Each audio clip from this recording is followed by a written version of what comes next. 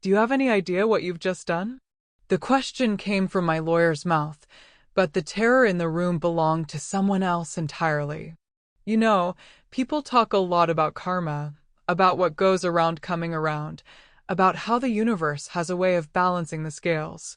They speak about it like it's some mystical force, some cosmic accountant tallying up debts in a leather-bound book somewhere in the clouds. But here's what I've learned: karma isn't mystical at all. Sometimes karma is just a woman with a law degree, a blockchain wallet, and access to every financial skeleton you've been hiding for the past decade.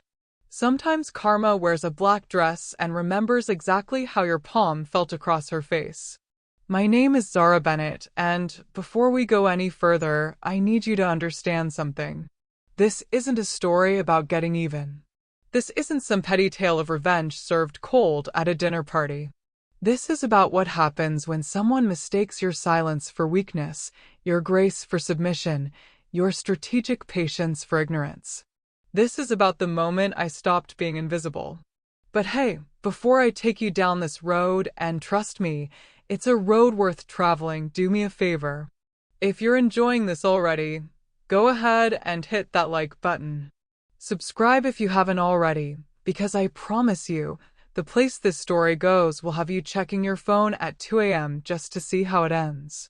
Drop a comment and let me know where you're watching from, whether it's sunny or raining where you are, because I want to know who's taking this journey with me. Alright, let's get into it.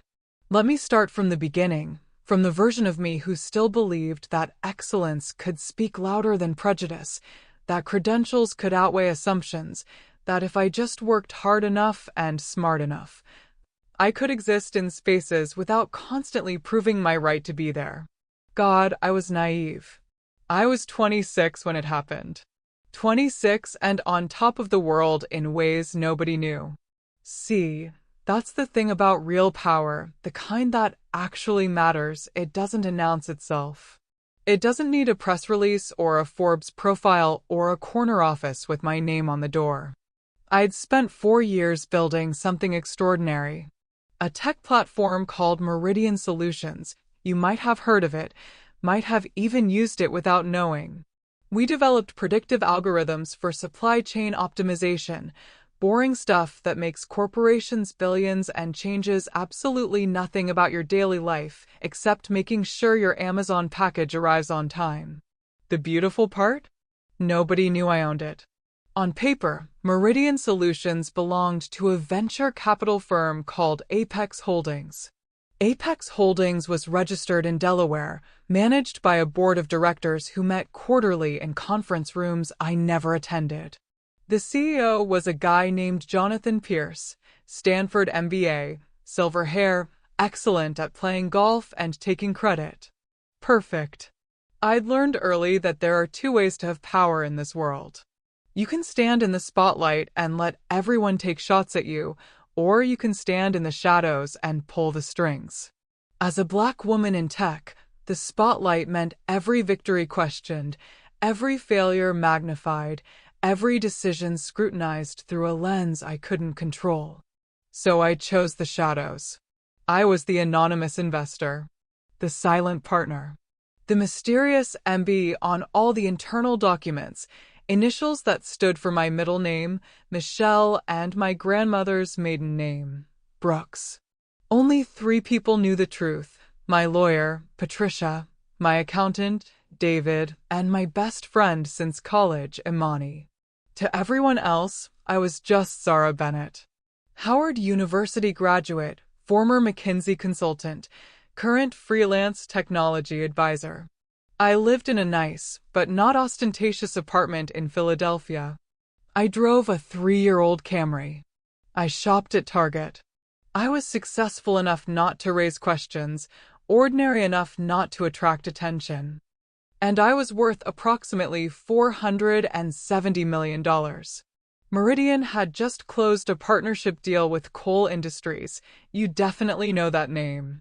Kohl Industries was everywhere: real estate, tech investments, media holdings, pharmaceutical companies. The kind of conglomerate that had fingers in so many pies you couldn't go through a single day without inadvertently putting money in their pocket. The man behind it all was Ethan Cole. 38 years old, self-made billionaire, the kind of guy whose face appeared on magazine covers with headlines like "The New Titan of Industry" and "Disrupting Traditional Wealth."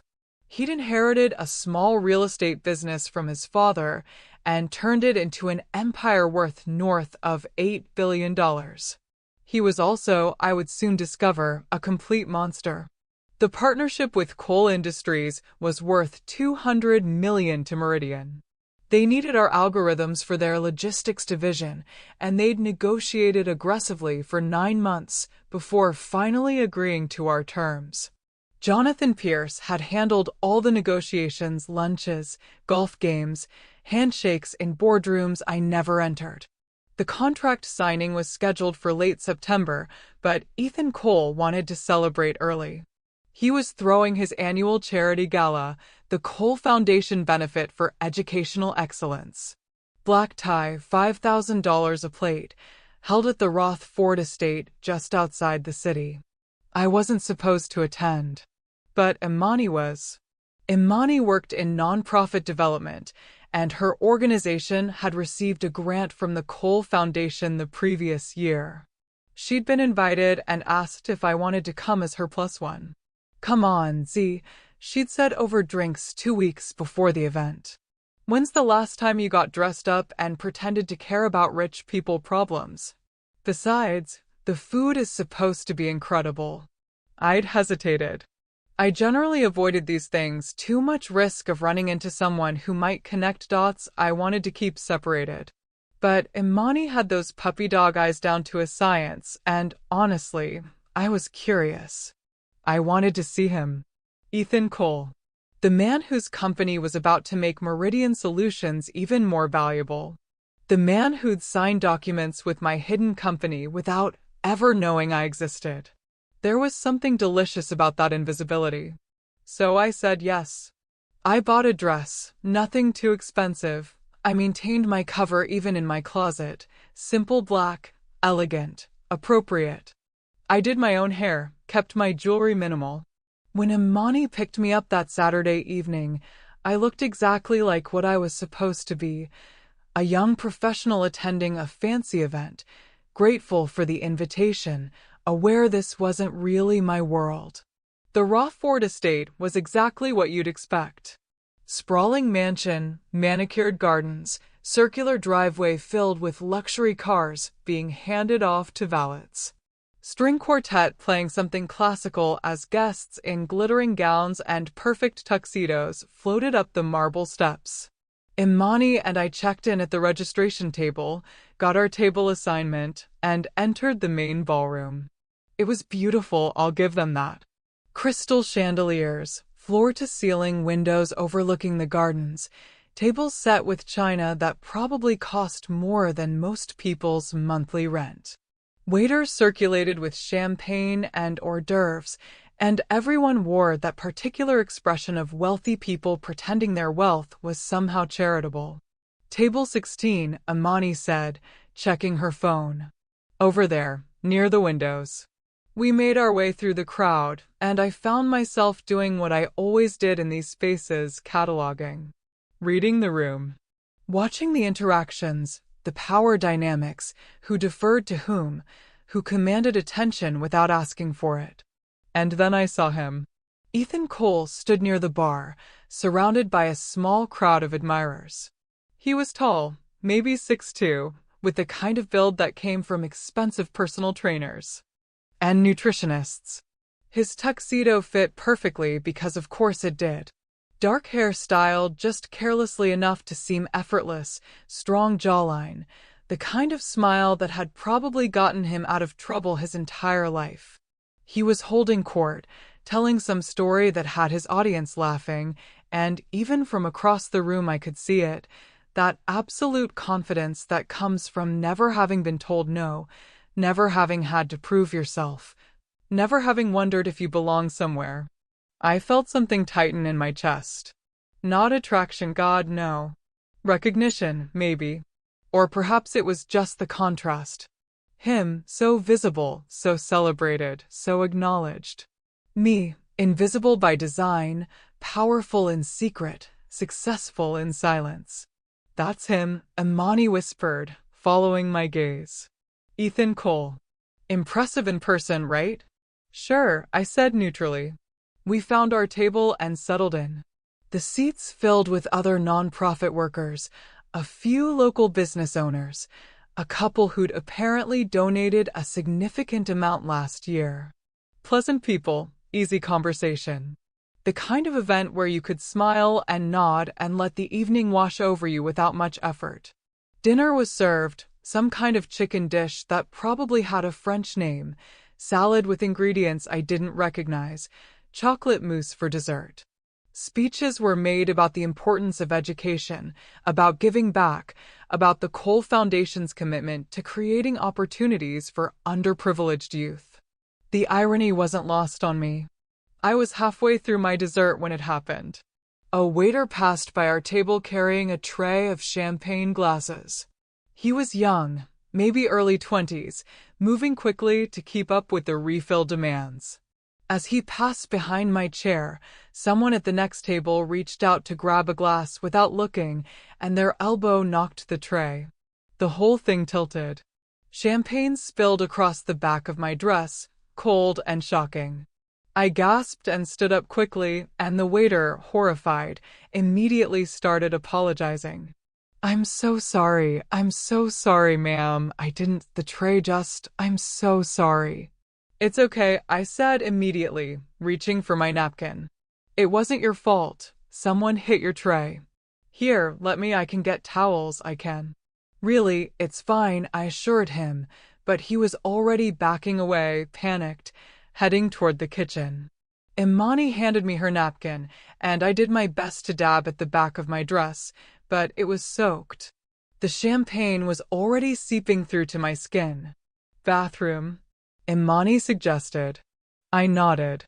Yeah, I'll go try to dry this off. Be right back. I made my way out of the ballroom, following signs toward the restrooms. The hallway was quieter, and I found the ladies' room, predictably luxurious, and positioned myself in front of the mirror. The damage wasn't terrible. The dress was black, so the stain wouldn't show too badly, but it was definitely wet, and I could smell the champagne. I grabbed paper towels and did my best to blot it dry, twisting awkwardly to reach the spots on my back. I was still attempting this when the bathroom door opened and 3 women walked in. They were older than me, maybe in their 50s, dripping in jewelry and designer labels. They barely glanced at me as they clustered near the mirror, touching up lipstick and adjusting hair. Did you see Amanda's dress? One of them said. Valentino. Must have cost $30,000 at least. Ethan seemed to notice. Another replied with a knowing smile. Well, she's been angling for his attention all season. Smart girl. A Cole marriage would set her up for life. They laughed, that particular laugh of women who'd already secured their own advantageous marriages and could now spectate on others' attempts. I finished with the paper towels, tossed them in the trash, and headed back out into the hallway. I was almost to the ballroom when I realized I'd left my phone on the bathroom counter. I turned around and headed back, retracing my steps down the quiet hallway. That's when I heard the voices. They were coming from a small alcove just off the main corridor, probably a service area for staff. 2 men, speaking in low tones but not quite low enough. I should have kept walking. Should have gone straight to the bathroom, grabbed my phone, and returned to my table. But I heard my company's name. Meridian Partnership locks in next week, one voice said. Once that's finalized, we're golden. And Pierce still doesn't know? The second voice was smooth, confident, laced with amusement. Not a clue. He thinks he negotiated a fair deal. Has no idea we've got Harrison ready to exploit the back-end access. 6 months after implementation, we'll own their entire algorithm architecture. My blood went cold. I stopped walking, pressing myself against the wall, listening. Corporate espionage is a strong term, the second voice continued. I prefer aggressive, competitive intelligence. Besides, these tech startups are so naive. They think their encryption is so clever. Harrison's been planting access points in the code review for months. And when Meridian realizes what happened, what are they going to do? Sue us? Discovery would take years, cost them tens of millions. By the time it got to court, we'd already have new products launched using their technology. We'd bury them in legal fees until they folded or sold to us for pennies. Laughter. Cold, calculated laughter. Cole, you brilliant bastard. This is why you're worth $8 billion. Cole. Ethan Cole. The second voice was Ethan Cole. I couldn't breathe. Couldn't move. My company, my creation, my 4 years of work, my carefully built empire, he was planning to steal it. Not acquire it. Not compete with it. Steal it. The charity gala was a nice touch, the first voice said.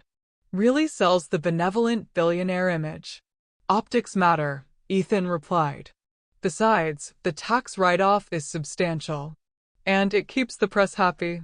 Much harder to write hit pieces on a guy who's feeding underprivileged children. More laughter. I needed to move. Needed to get back to the ballroom, find Imani, leave, call Patricia, figure out what to do with this information. I took a step backward, and my heel caught on the edge of the carpet. I stumbled, caught myself against the wall, but not quietly. The conversation stopped. What was that? Footsteps. I turned and walked quickly back toward the ballroom, but I wasn't fast enough. Hey! I didn't stop. Hey, wait! A hand grabbed my arm, spinning me around. Ethan Cole stared down at me, his expression shifting from confusion to recognition to something I couldn't quite read. The other man, shorter, balding, probably the Harrison they'd mentioned, stood behind him. Were you listening to our conversation? Ethan demanded. I was walking to the bathroom, I said, pulling my arm free. Excuse me. I turned to leave, but he stepped in front of me, blocking my path. I asked you a question, he said, and his voice had gone cold. Were you eavesdropping?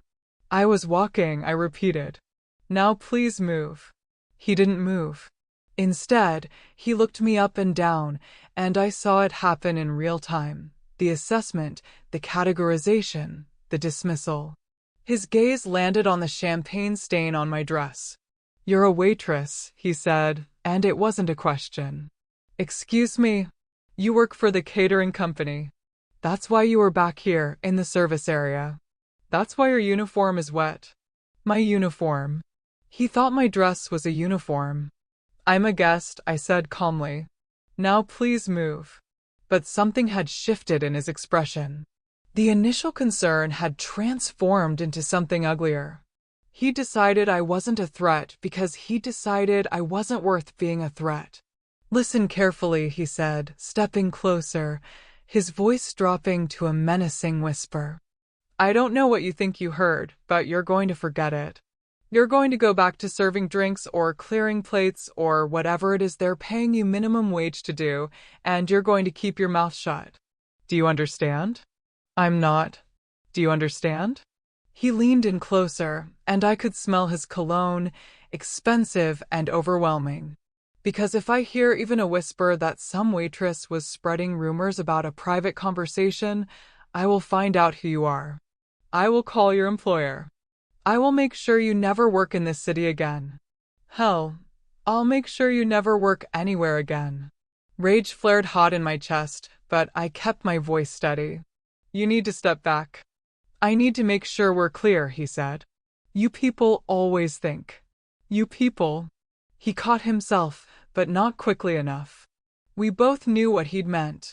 Service workers, he corrected, but the damage was done. You people who work these events always think you're entitled to gossip about what you overhear. But you're not. You're here to do a job. So do it, keep quiet, and be grateful you're allowed in a place like this at all. Allowed. That word hung in the air between us. I felt something crystallize in that moment, something cold and sharp and absolutely certain. I could see my entire path forward like a lit runway in the dark. But I didn't let any of it show on my face. Are we done? I asked quietly. We're done. We're done when I say we're done.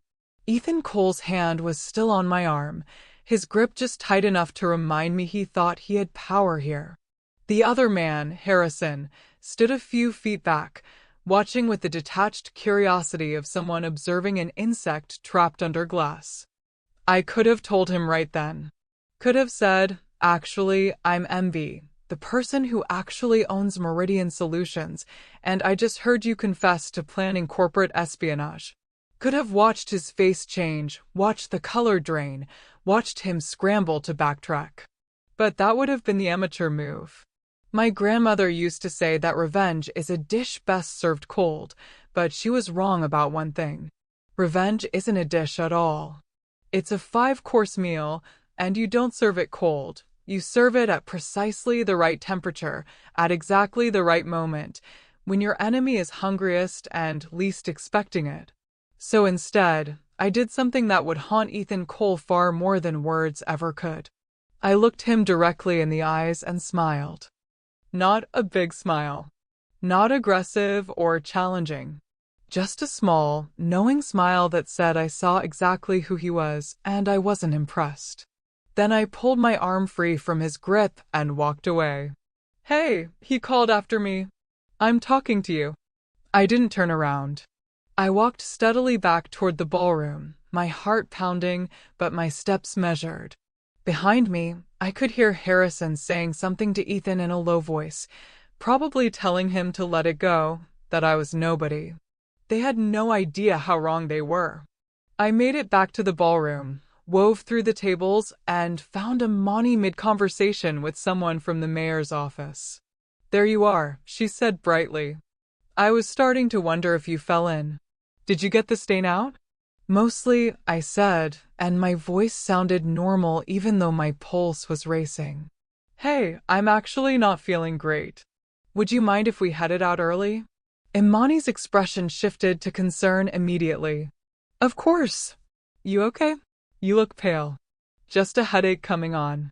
I think the champagne smell is getting to me. We made our excuses, gathered our things, and headed toward the exit. I kept my eyes forward, didn't scan the room for Ethan Cole, didn't give him the satisfaction of looking like I was running. We were almost to the front doors when I heard my name. Not my name exactly, but close enough. Miss. I turned reflexively. Ethan Cole was walking toward us, Harrison trailing behind him. Several people had turned to watch, curious about what had captured the host's attention. Miss, he repeated, louder now. I believe you forgot something. He was holding a phone. Not my phone, I'd already retrieved mine from the bathroom. But the same model, same color. I understood immediately what he was doing. Creating a narrative. Playing the magnanimous host retrieving a careless employee's forgotten property. That's not mine, I said clearly. Are you sure? I found it in the service hallway. I assumed. I'm sure, I said. My phone is right here. I pulled it from my small clutch, held it up. For just a second, his mask slipped. I saw confusion flicker across his face, then realization that I'd called his bluff, then something darker. My mistake, he said, but he didn't move out of our way. Imani, bless her, had no context for the undercurrent in this conversation. She just saw a handsome billionaire being friendly. Mr. Cole, the gala is beautiful, she said warmly. The Cole Foundation does such important work. Thank you, he said, but his eyes never left my face. I don't believe we've met. I'm Ethan Cole. Imani Washington. I work with New Futures nonprofit. This is my friend Zara Bennett. She gestured to me, and I watched Ethan's expression carefully. The name meant nothing to him. Why would it? Zara Bennett was nobody. A friend of a nonprofit worker. A woman in a moderately priced dress with champagne stains. Invisible. Lovely to meet you both, he said smoothly. I hope you enjoyed the evening. We did, Imani said. Thank you for having us. Of course. Always happy to welcome supporters of the foundation. His eyes cut to me. All our supporters. The emphasis was subtle but deliberate. A reminder. A warning. I smiled again, that same small smile. The pleasure was ours, I said. Very enlightening evening. Something flickered in his eyes. Uncertainty, maybe. A question about whether I was just making small talk or saying something else entirely. Good. Let him wonder. Well, don't let me keep you, he said, stepping aside finally. Do drive safely. We walked out into the cool September evening. Imani's car was brought around, and we climbed in. I didn't look back at the estate, didn't give Ethan Cole the satisfaction. But I could feel his eyes on me until we turned out of the circular driveway and onto the main road. That was weird, Imani said once we were a few minutes away. What was? The phone thing. Why would he think a random phone belonged to you specifically? No idea, I said. Rich people are strange. Imani laughed. Truth. You sure you're okay? You really do look pale. I'm fine. Just need to get home. She didn't push, just drove, and I stared out the window at the darkness rushing past. My mind was already working, already calculating, already building the framework for what came next. Ethan Cole had made 3 critical mistakes tonight. First, he confessed his plan to steal my company's intellectual property, not realizing I could hear him. Second, he'd assumed I was powerless because of how I looked and where he thought I belonged. Third, and most importantly, he'd made it personal. That last one was going to cost him everything. I spent Sunday in my apartment, blinds drawn, laptop open, piecing together what I knew. The conversation I'd overheard had given me 3 key pieces of information. Harrison was the inside man, they were planting access points in the code review, and they planned to execute the theft 6 months after implementation. I pulled up Meridian's organizational chart on my encrypted server. We had 73 employees. I scrolled through the names in the development division, looking for Harrison. There. Harrison Greaves. Senior code reviewer. Hired 8 months ago through a recruiting firm. Excellent credentials from MIT. Previous experience at 2 major tech companies. Glowing references. I opened his personnel file and started digging. The hiring had gone through our normal channels. Jonathan Pierce had signed off on it. HR had processed the paperwork. Everything looked legitimate. But now I was looking for different things. I cross-referenced the timing of his hire with the initial Cole Industries partnership discussions. The overlap was interesting. Harrison had been hired exactly 2 weeks after Cole Industries first reached out about a potential partnership. Coincidence? Maybe. I dug deeper into his background. The recruiting firm that had placed him was called Vanguard Executive Search. I pulled up their website, professional, established, legitimate looking.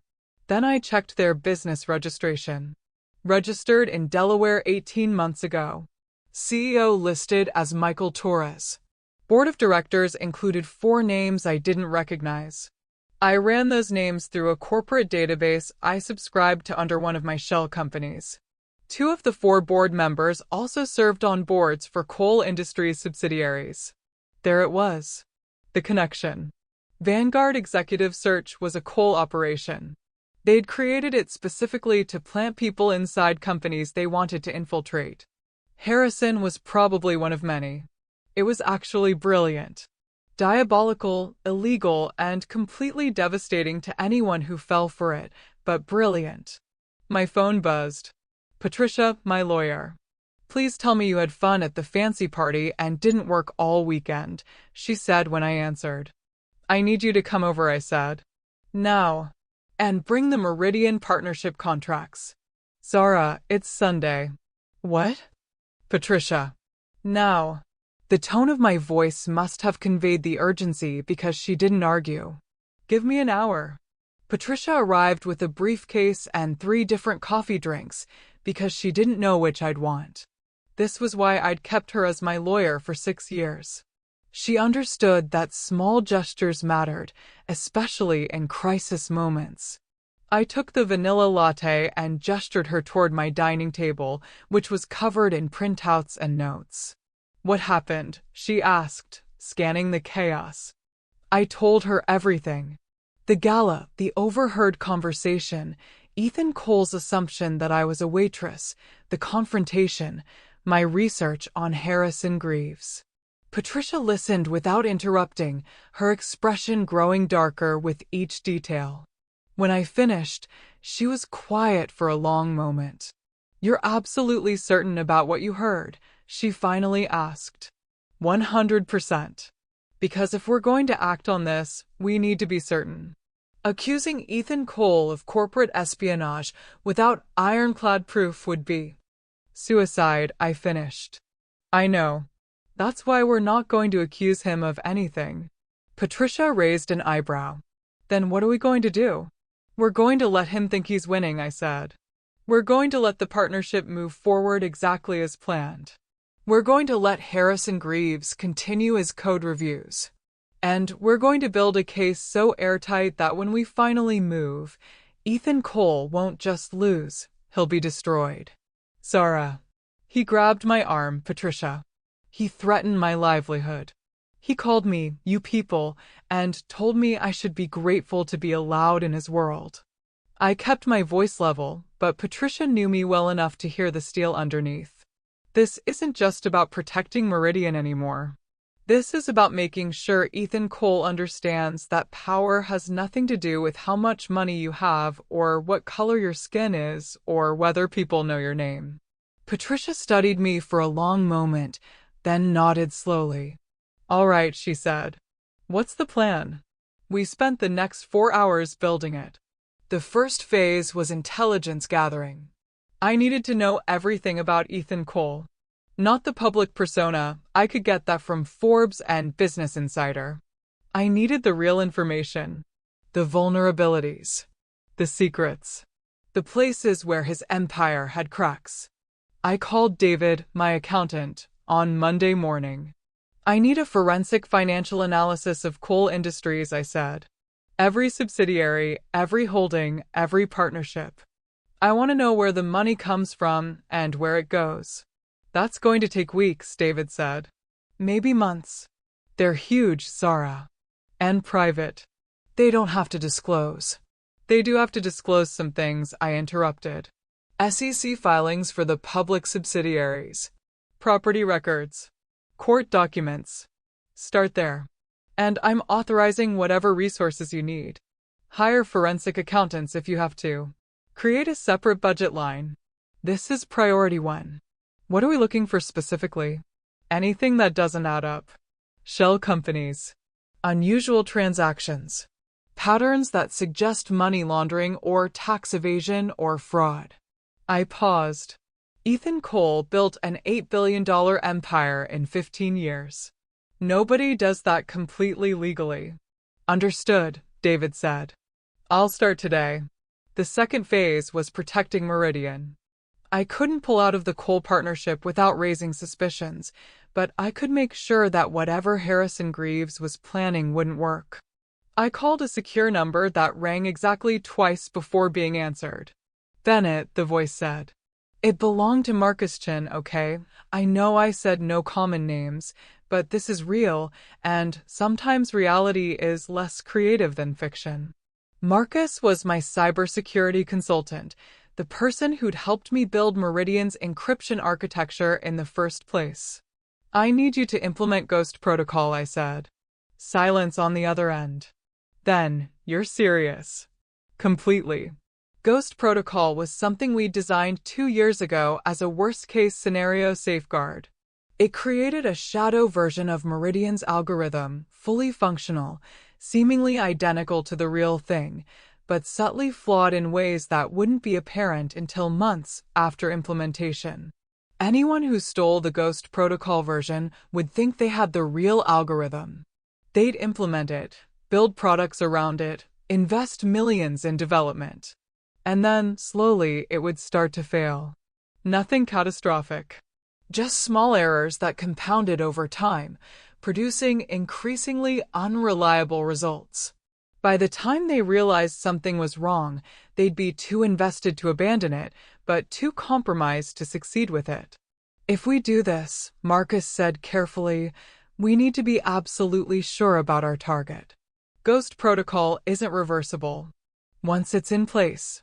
I'm sure, I said. Harrison Greaves, senior code reviewer. He's the access point. I need you to make sure that every piece of code he reviews, every system he accesses, every line he potentially copies, it's all Ghost protocol. And the real algorithm? Gets isolated in a secure partition that Harrison never sees. His access looks complete, but it's actually just the Ghost version. This is going to take some finesse, Marcus said. If I just suddenly change his access permissions, it'll raise red flags. So don't make it sudden. Make it gradual. Over the next month, migrate the real algorithm to the secure partition piece by piece. Make it look like routine security updates. By the time the Cole partnership goes live, Harrison will have access to a complete, functional-looking algorithm that's actually worthless. I could hear the smile in Marcus's voice. You're diabolical. I'm thorough, I corrected. Can you do it? I can do it. Give me 3 weeks. The third phase was the hardest. I had to continue being invisible. Had to maintain my cover as just Zara Bennett, freelance technology consultant, nobody special. That meant going to my usual coffee shop on Tuesday morning, working on my laptop like always, chatting with the barista about the weather. It meant attending a client meeting on Wednesday, providing strategic advice to a mid-sized manufacturing company about their digital transformation. It meant having dinner with Imani on Thursday, listening to her talk about her new dating app matches, acting like my biggest concern was whether she should swipe right on the guy with the golden retriever in his profile. You've been quiet lately, Imani said over pad thai. Everything okay? Just busy with work, I said. Got a couple of big projects coming up. Anything exciting? Depends on your definition of exciting. Lots of data analysis and strategic planning. She made a face. God, I don't know how you do it. I'd die of boredom. I smiled. Someone has to love the boring stuff. If she only knew. 2 weeks after the gala, I got a text from an unknown number. Ms. Bennett, this is Jonathan Pierce from Meridian Solutions. I hope you don't mind, I got your number from our mutual contact at McKinsey. I'm looking for a consultant to help with some strategic planning, and your name came up. Would you be available for a coffee this week? I stared at the text for a full minute. Jonathan Pierce. The CEO of my company. The man I'd hired specifically to be the public face of Meridian. The man who had no idea I owned the company he ran. He was reaching out to me for consulting work. The irony was almost too perfect. I texted back, happy to chat. Thursday at 2 p.m. work? There's a good coffee place in Center City, Brew and Branch on Walnut Street. Perfect. See you then. Thursday arrived, and I showed up at Brew and Branch 15 minutes early. I ordered my usual coffee, claimed a table near the window, and opened my laptop to look busy. Jonathan Pierce walked in exactly at 2 p.m. He was in his mid-40s, with silver hair and the kind of relaxed confidence that came from years in executive positions. I'd hired him specifically because he looked the part, distinguished, trustworthy, competent. I stood and extended my hand. Mr. Pierce? Zara Bennett. Jonathan, please, he said, shaking my hand warmly. Thanks for making time. We settled into our seats, and he ordered a black coffee. So, he said once the pleasantries were done, I'll cut right to it. Meridian is about to finalize a major partnership with Cole Industries. You've probably heard of them. Of course, I said neutrally. It's a huge opportunity for us, but it's also going to mean significant scaling and operational challenges. Our board wants to make sure we're strategically positioned for growth, and they've asked me to bring in outside expertise for a fresh perspective. What kind of expertise specifically? Organizational development, primarily. We're going to need to hire aggressively, expand our infrastructure, possibly reorganize our development teams. I need someone who understands tech company growth, but isn't already embedded in our culture. Someone who can see the blind spots. I nodded thoughtfully, like I was considering whether this was a project I wanted to take on. Inside, I was calculating rapidly. This was an unexpected opportunity. Jonathan was essentially inviting me to consult for my own company, which meant I'd have legitimate access to internal processes, meetings, strategic discussions, all while maintaining my cover. What's your timeline? I asked. Partnership goes live in 6 weeks. I'd want you embedded before then. Maybe 20 hours a week to start. That works. Let me send over my standard contract and rate sheet. We talked for another 30 minutes about Meridian's growth trajectory, his vision for the company, the challenges he anticipated. He had no idea he was basically reporting to me about my own business. When we finished, I walked back to my apartment with a strange feeling in my chest. The web I was weaving was getting more complex, more delicate. One wrong move and everything could collapse. But I'd never been afraid of complexity. Marcus called that night. Ghost protocol is in place, he said.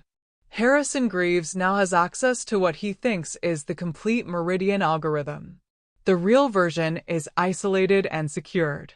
He'll never know the difference until it's too late. Good. Can you monitor what he's accessing? Already set up.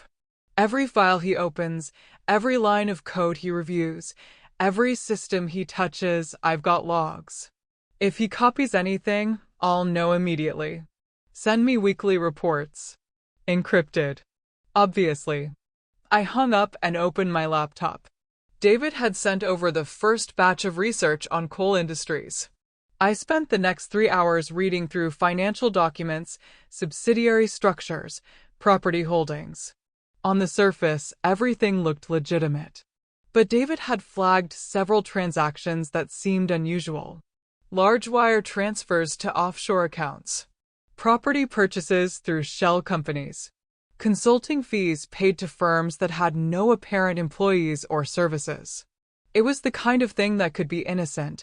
Wealthy people used complex structures for tax purposes all the time. But it could also be evidence of something darker. I made notes, highlighted sections, started building a timeline. My phone buzzed. Imani. Emergency. Need drinks. Now. I smiled despite everything. What happened? Golden Retriever guy turned out to have a girlfriend. A pregnant girlfriend. Can you meet me at Harriet's in 20? On my way. I closed my laptop, grabbed my jacket, and headed out into the October evening. Because that was the thing about living 2 lives. You had to keep both of them going. Had to be Zara the friend, Zara the consultant, Zara the normal person, even while you were also being MB, the invisible empire builder planning to take down a billionaire. 3 weeks after the gala, I attended my first official meeting at Meridian Solutions as a consultant. Jonathan had introduced me to the leadership team as a strategic advisor, helping them prepare for the coal partnership. I sat in the conference room with people I'd actually hired, people whose salaries I approved, people who worked for me without knowing it. Harrison Greaves was there too. He was younger than I'd expected, maybe 30, with thinning hair and nervous energy. He sat at the end of the table, taking notes on his laptop, barely speaking unless directly asked a question. I watched him carefully throughout the meeting. Watched how he interacted with others, how he responded to questions about the code architecture, how his eyes moved when Jonathan discussed the partnership timeline. He was good. I'd give him that. He played the role of dedicated employee perfectly. Nothing in his demeanor suggested he was actively planning to steal the company's core technology. But I knew better. After the meeting, I made a point of introducing myself. Harrison, right? I'm Zara, the new strategic consultant. I understand you're one of our senior code reviewers. That's right, he said, shaking my hand. His grip was weak, his palms slightly sweaty.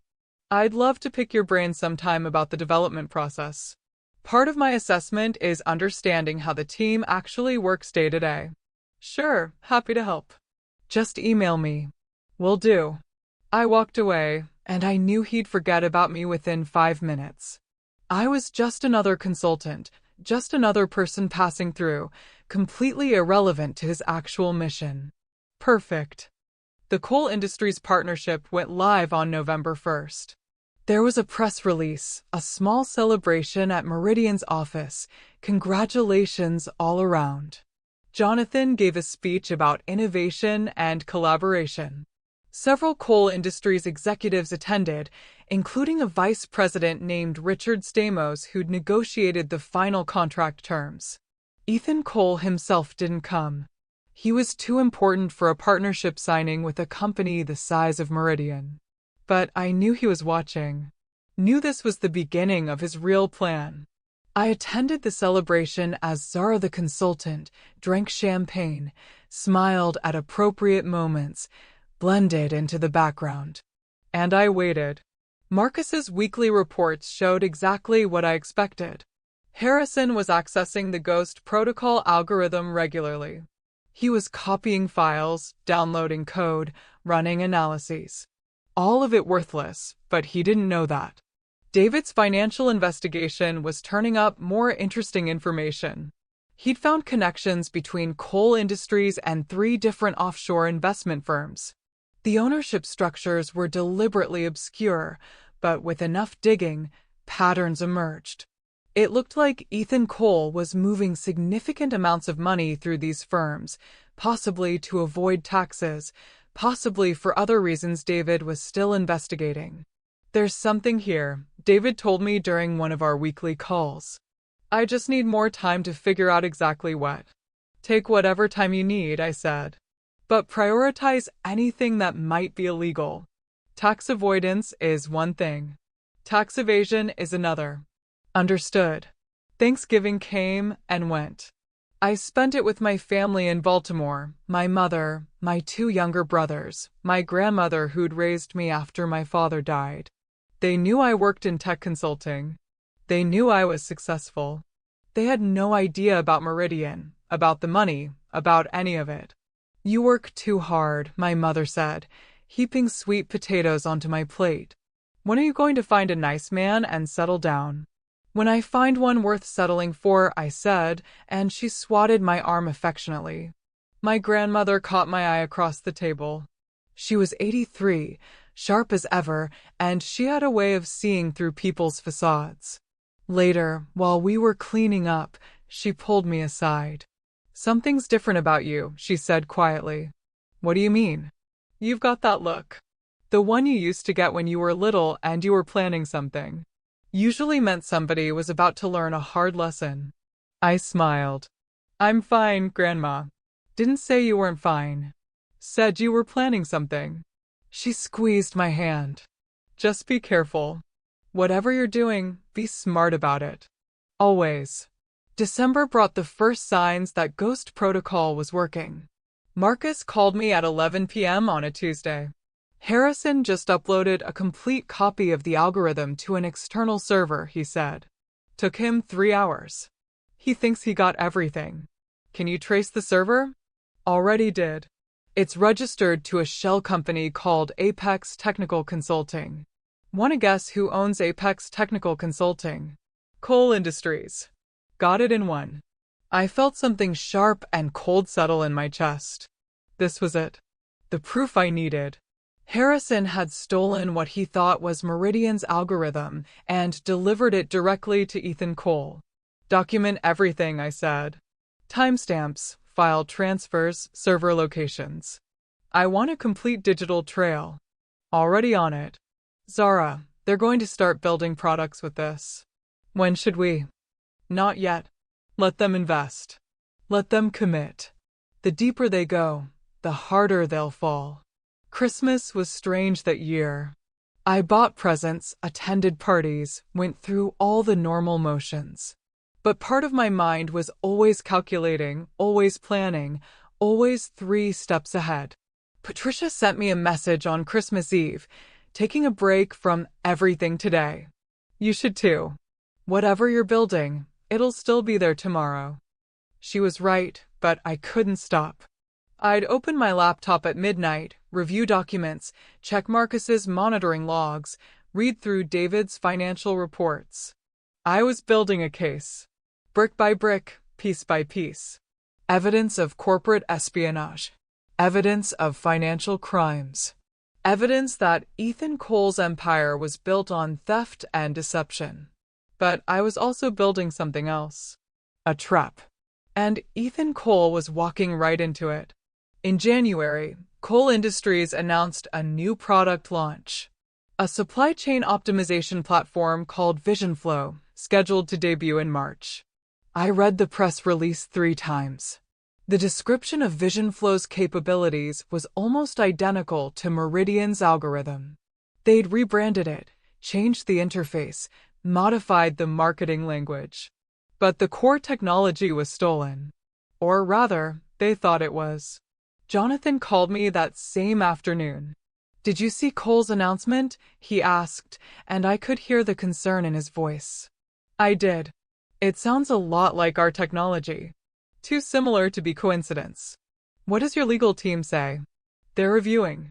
But proving corporate espionage is nearly impossible without direct evidence. Cole Industries has resources we don't. If we accuse them without ironclad proof, they'll bury us in legal fees. So, what are you going to do? For now? Nothing. We'll monitor the situation, document the similarities, but we can't afford a legal battle with Ethan Cole. I let the silence stretch for a moment. What if there was another option? I said carefully. What do you mean? What if someone was already building a case? Someone with resources and motivation to see this through. Zara, what are you talking about? Just a hypothetical. But if such a person existed, would Meridian be interested in cooperating with them?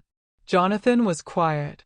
When he spoke again, his tone had shifted. Are you telling me you know something? I'm asking a hypothetical question. Another pause. Then, if someone had evidence of corporate espionage against Meridian, yes, we would absolutely cooperate with them. We'd provide whatever documentation, testimony, or support they needed. Good to know, I said. I'll be in touch. I hung up before he could ask more questions. The pieces were moving into place. The trap was nearly set. All I needed now was patience. February arrived with unusual warmth, but I felt nothing but ice in my veins. Marcus sent his weekly report on a Monday morning. Harrison Greaves had accessed the Ghost protocol files 47 times in the past week alone. Cole Industries was clearly deep in development of VisionFlow, building their entire product architecture around stolen technology that would eventually fail them. But they didn't know that yet. David's financial investigation had uncovered something significant. 3 offshore accounts connected to Cole Industries had received wire transfers totaling nearly $200 million over the past 18 months. The money came from various Cole subsidiaries, moved through a complex web of shell companies, and ended up in accounts registered in the Cayman Islands. The pattern suggests intentional concealment, David explained during our call. This isn't standard tax optimization. The money moves too frequently, through too many unnecessary intermediaries. Someone's trying very hard to hide where it's going and why. Can you trace where it ends up? Working on it. But I found something else interesting. One of the shell companies in the chain is called Rothford Holdings. Ring any bells? I thought for a moment. The Rothford estate, where the gala was held. Exactly. Ethan Cole doesn't own that property personally. Rothford Holdings owns it. But Rothford Holdings is buried so deep in subsidiary structures that most people would never connect it to Cole Industries. Why would he hide ownership of a property he uses publicly? That's what I'm trying to figure out. But my guess? The estate was purchased with money that wasn't exactly clean. He needed separation between the asset and his public companies. I felt a puzzle piece click into place. Keep digging. I want to know every property, every asset, every account connected to these shell companies. If Ethan Cole is hiding money, I want to know where and why. I was at Meridian's office on a Wednesday afternoon, sitting in on a development team meeting when Harrison's phone rang. He glanced at the screen, and something flickered across his face. Anxiety, maybe. Or fear. "Excuse me," he said quietly, standing up. "I need to take this." He left the conference room, and I watched through the glass wall as he paced in the hallway, phone pressed to his ear. His free hand moved in agitated gestures.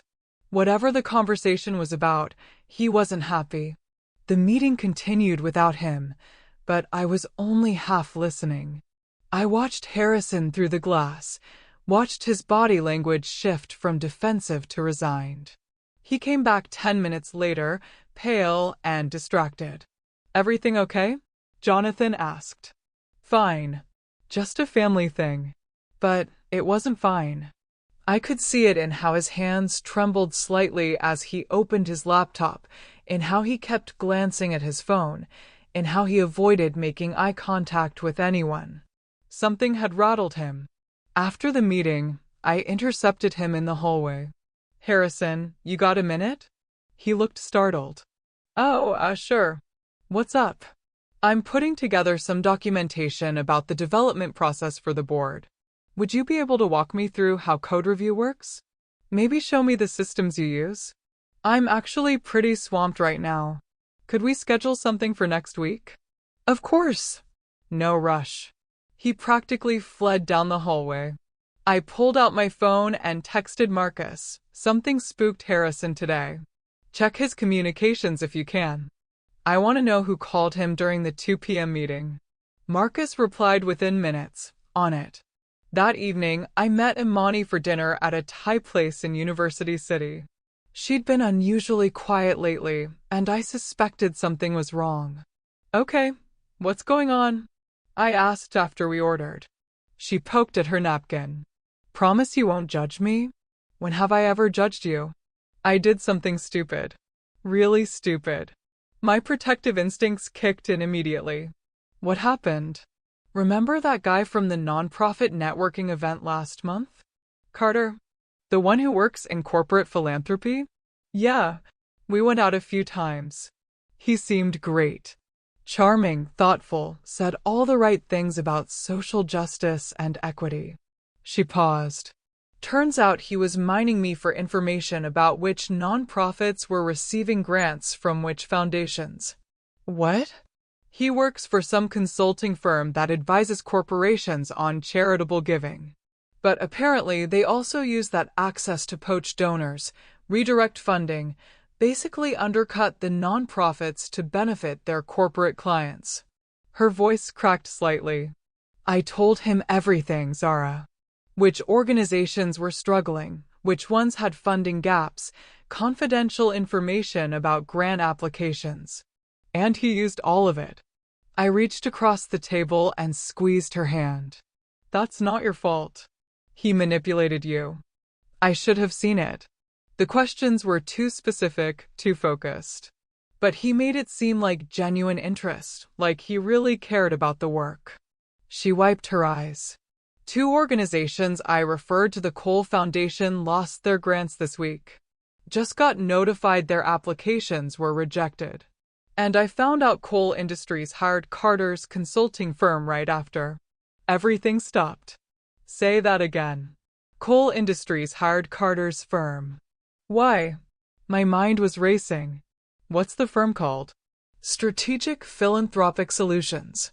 "Why are you looking at me like that?" I pulled out my phone and searched for the company. Their website was polished and professional. CEO was listed as Carter Matheson. The board of directors included 5 names. I recognized 2 of them from David's research. They also served on boards for coal industries subsidiaries. Imani, I need you to tell me everything Carter asked you. Every question, every conversation. Can you do that? I guess. But why? Because Ethan Cole is running multiple operations through fake consulting firms. Carter didn't just use you. He's part of a larger pattern. Her eyes widened. How do you know that? I hesitated. I'd kept Imani separate from the Meridian situation, kept her in the dark about what I was planning. But she was now unknowingly connected to it. I can't explain everything right now, but I need you to trust me. Write down every single thing you told Carter. Every organization, every grant amount, every conversation about funding. Can you do that? Zara, you're scaring me. I know. But trust me. Please. She studied my face for a long moment, then nodded slowly. Okay. I'll send you everything I remember. Marcus called at midnight. You were right about Harrison. The call that spooked him came from a blocked number, but I traced the routing. It originated from Coal Industries headquarters. Can you tell who specifically called him? No, but I can tell you he made 3 calls immediately after. One to his bank, one to a real estate agent, and one to an attorney. An attorney? Looked up the firm. They specialize in whistleblower protection and corporate law. I sat up in bed. Harrison's getting cold feet. Seems like it. My guess? Coal Industries is pressuring him to deliver more, and he's realizing how exposed he is. If this all comes out, he's the one who'll take the fall. Can you monitor his communications without him knowing? Already am. If he contacts law enforcement or decides to come clean, you'll know immediately. The next morning, I called Patricia. We need to move faster than planned, I said. What happened? I explained about Harrison's phone call, about Imani's situation with Carter, about the expanding web of fraudulent consulting firms Coal Industries was operating. This is bigger than corporate espionage, Patricia said when I finished.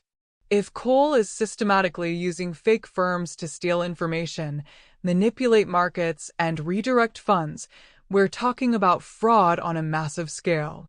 Which means we need federal involvement. FBI, probably. Maybe SEC, depending on what the financial investigation turns up. But Zara, once we bring in federal authorities, you lose control of the narrative. Are you ready for that? I thought about Ethan Cole's hand on my arm. His voice telling me to be grateful I was allowed in his world.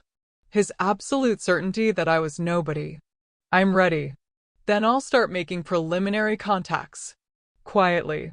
We'll need to present them with enough evidence to justify an investigation, but not so much that they wonder why we waited so long to come forward. How long will that take? Few weeks, maybe. In the meantime, keep gathering evidence. The stronger our case, the faster they'll move. Vision Flow launched on March 15th with significant media coverage. Coal Industries had invested heavily in marketing, positioning it as revolutionary technology that would transform supply chain management. The press release quoted Ethan Cole. Vision Flow represents the future of predictive logistics. Our team has developed something truly groundbreaking, and we're excited to share it with the world. Our team. Our development. Groundbreaking. I read the article 3 times, memorizing every lie. Jonathan called within hours. They're using our technology. This is exactly what Meridian does, just repackaged. I know. We have to do something. We can't just let them. Jonathan, I need you to trust me. Something's already in motion. But you need to wait a little longer. How much longer? Weeks. Maybe a month. Can you hold off on any legal action until then? He was quiet. Who are you, Zara? The question hung in the air between us. Someone who has a vested interest in making sure Ethan Cole pays for what he's done, I said carefully. That's all you need to know right now. Are you MB? My breath caught. What? The mysterious investor who owns Meridian. Everyone speculates, but nobody knows. The timing of your arrival, your access, the way you talk about the company. Are you envy? I could deny it. Should deny it. But something in Jonathan's voice told me he'd already decided, and lying would just damage whatever trust we'd built. If I answer that question, everything changes. Are you sure you want to know? Yes. Then yes. I'm envy. I own Meridian Solutions. I've owned it since the beginning. Silence. Then, holy shit. Nobody can know. Not yet. When this is over, I'll explain everything. But right now, you're going after Coal Industries. Yes. Why didn't you just pull out of the partnership when you suspected something? Because suspicion isn't proof. I needed them to commit. Needed them to steal the technology, invest in development, launch the product. Now they're exposed, and they don't even know it yet. What did they actually steal? A version of our algorithm that's going to fail. Slowly at first, then catastrophically. By the time they realize something's wrong, they'll be too deep to recover. Jonathan laughed, a sound caught between admiration and disbelief. You're absolutely ruthless. I'm thorough. There's a difference. So what happens now? Now we wait for Vision Flow to show its flaws. And we prepare for Ethan Cole's world to collapse. The first Vision Flow failure was reported 3 weeks after launch. A mid-sized retail company using the platform reported prediction errors in their inventory management. Nothing catastrophic, just occasional miscalculations that led to minor overstock situations. Coal Industries issued a statement calling it a minor calibration issue that would be resolved in the next update. The second failure came 2 weeks later. A logistics company reported that Vision Flow had incorrectly predicted shipping volumes, leading to a shortage of available trucks during a critical delivery period. Again, Coal Industries downplayed it. Growing pains with any new technology platform. But I could see the pattern forming. The Ghost Protocol algorithm was doing exactly what it was designed to do, working well enough to seem functional, failing just enough to create problems, degrading slowly enough that each individual error seemed like a fluke rather than a systemic flaw. Marcus sent me the error logs. It's beautiful in a twisted way. They're going to spend months trying to fix problems that aren't actually fixable because the underlying code is fundamentally flawed. How long before they realize? If they're smart? 3 to 4 months. If they're arrogant and keep assuming it's user error or implementation issues, could be 6 months or more. And by then they'll have sold the platform to dozens of companies, built their entire logistics division around it, and invested hundreds of millions in infrastructure and marketing. Walking away will cost them everything. Perfect. In late April, David called with news. I found where the offshore money goes. Tell me. Real estate. Ethan Cole has been buying properties all over the world using shell companies and offshore funds. Mansions in Monaco, penthouses in Singapore, estates in New Zealand. All purchased with money that was moved through so many intermediaries that it's nearly impossible to trace back to Coal Industries. Why? My theory? He's preparing for the possibility that his empire collapses. These properties are hidden assets.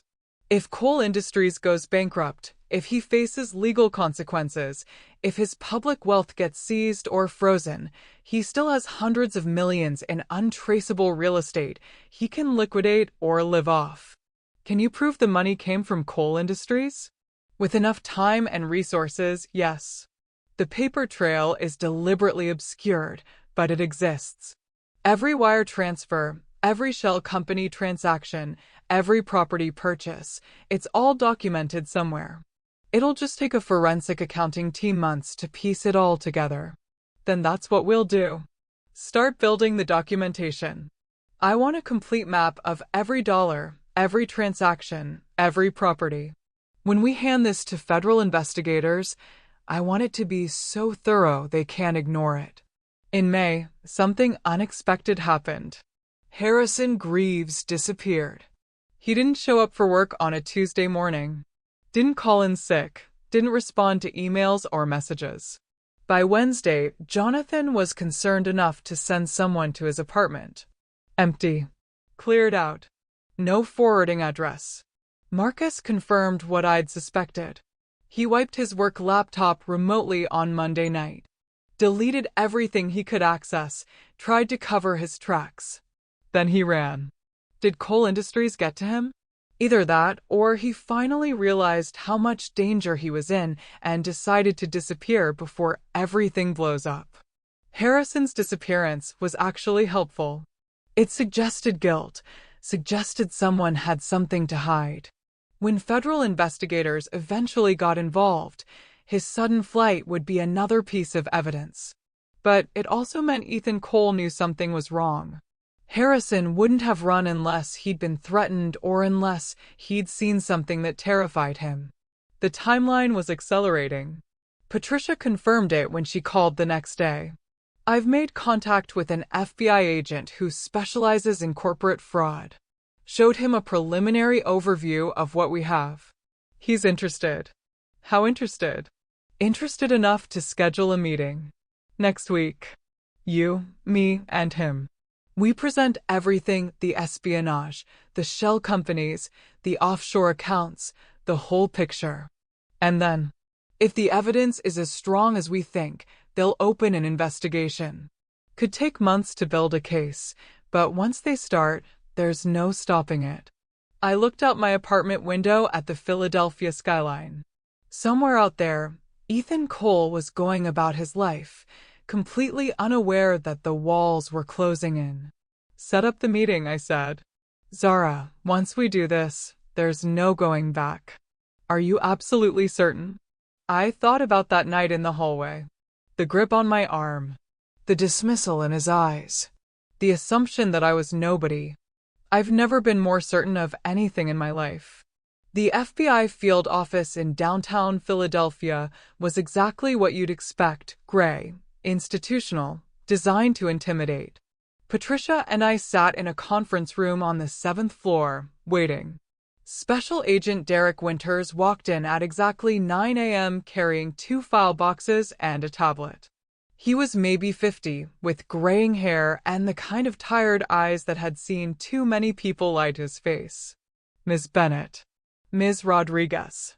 He shook our hands and sat down. I've reviewed the preliminary materials you sent. I have questions. Of course, Patricia said smoothly. Let's start with how you obtained this information. Corporate espionage is a serious accusation. If your evidence was gathered through illegal means. Everything we have was obtained legally, I interrupted. I own Meridian Solutions. Harrison Greaves was my employee. The monitoring of his activities was conducted through legitimate cybersecurity protocols that all employees agree to when they're hired. He had no expectation of privacy on company systems. Winters studied me. You own Meridian Solutions. Yes. But according to public records, the company is owned by Apex Holdings, which I own through a private investment structure. My lawyer can provide documentation. Patricia slid a folder across the table. Winters opened it, scanned the contents. I watched his expression shift from skepticism to interest. Why the anonymity? He asked. I'm a 27-year-old black woman in tech. Anonymous ownership allowed my company to be evaluated on merit rather than assumptions. Something flickered in his eyes. Understanding, maybe. Or at least acknowledgement. Walk me through what happened, he said. So I did. The gala. The overheard conversation. Ethan Cole's confrontation. My investigation into Harrison Greaves. The discovery of the planted employee. The Ghost Protocol implementation. Harrison's theft of what he thought was our algorithm. The offshore accounts. The shell companies. The pattern of fraudulent consulting firms. Winters took notes, asked clarifying questions, occasionally requested specific documentation.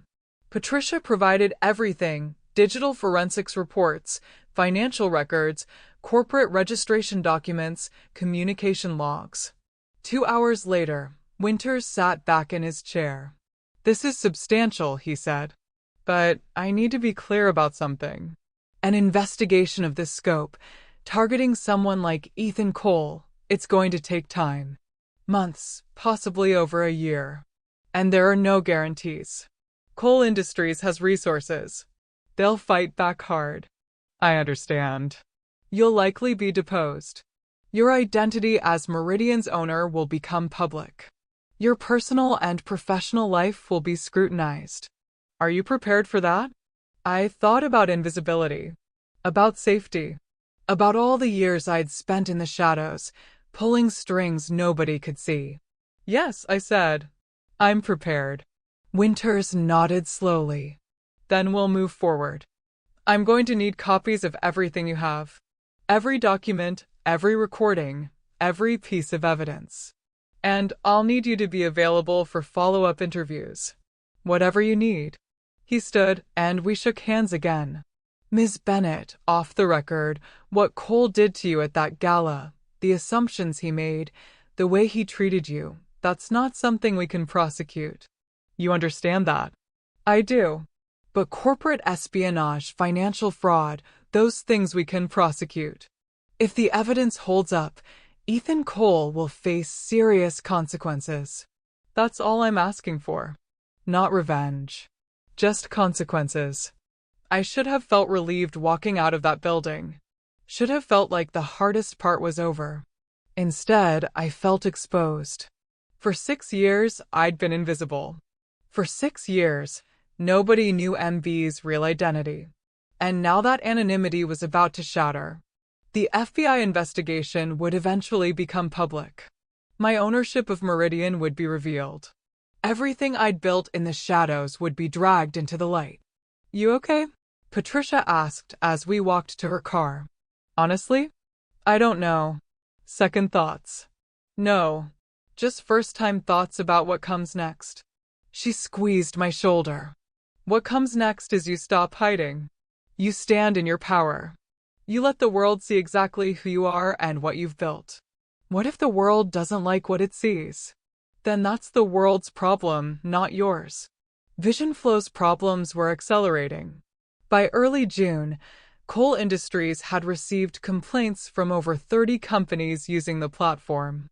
The prediction errors were getting worse, more frequent, more costly. A major shipping company reported a $1 million loss due to incorrect volume forecasts. A retail chain experienced massive overstock because Vision Flow had miscalculated demand. The media started asking questions. TechCrunch ran an article, "Vision Flow's rocky launch. Is Cole Industries' flagship product failing?" Business Insider followed up. Companies report major issues with Cole's supply chain platform. I read every article, watched every development, tracked the growing crisis. Ethan Cole responded with aggressive damage control.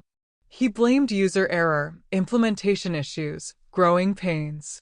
He offered refunds, promised fixes, deployed his development team to troubleshoot. But they couldn't fix what was fundamentally broken.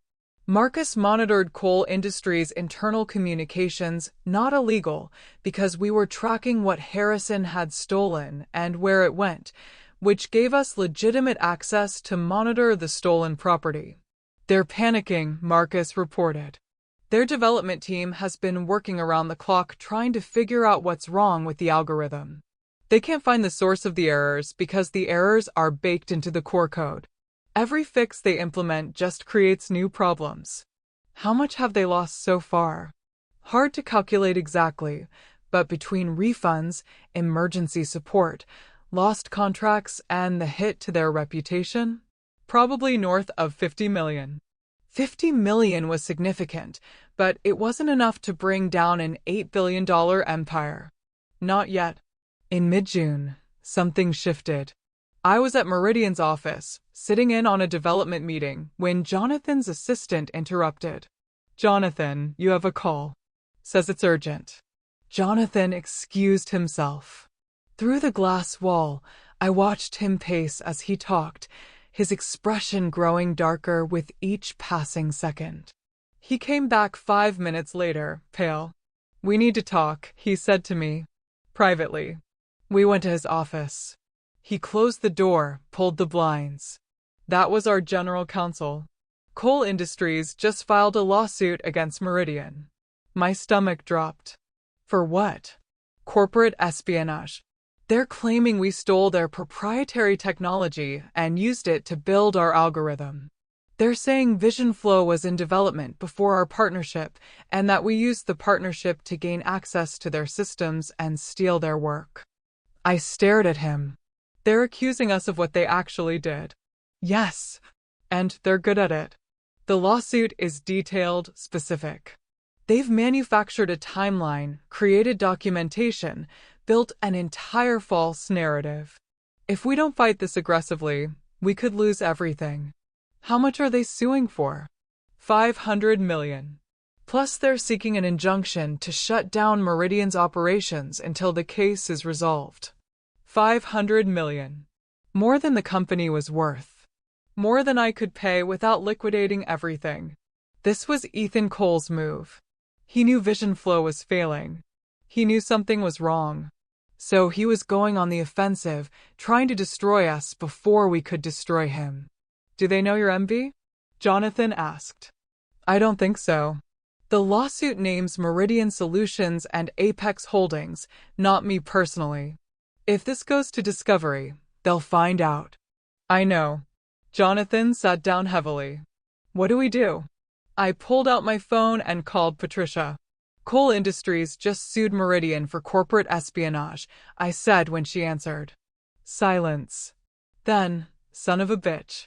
He's trying to bury you before the FBI investigation becomes public." "Can he do that?" "He can try. But Zara, this might actually help us. If Coal Industries is accusing Meridian of espionage while simultaneously committing espionage against Meridian, that's consciousness of guilt. They're creating a false narrative to cover their own crimes. Will the FBI see it that way? I'll make sure they do. Send me the lawsuit the second you receive it.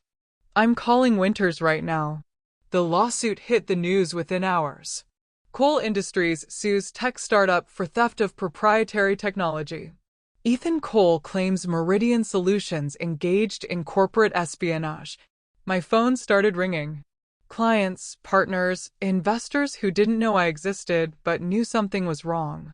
Jonathan fielded most of the calls, but some came directly to me as a consultant. Imani texted, "Are you seeing this news about Meridian? Isn't that the company you've been consulting for?" I called her back. "It's complicated," I said. "Zara, what's going on? This sounds serious." "It is serious. And I can't explain everything right now, but I need you to know something. That situation with Carter, the information he used, it's connected to this." "Connected how?" "Ethan Cole runs multiple operations designed to steal information and destroy competitors. What happened to you? What's happening to Meridian? It's the same pattern.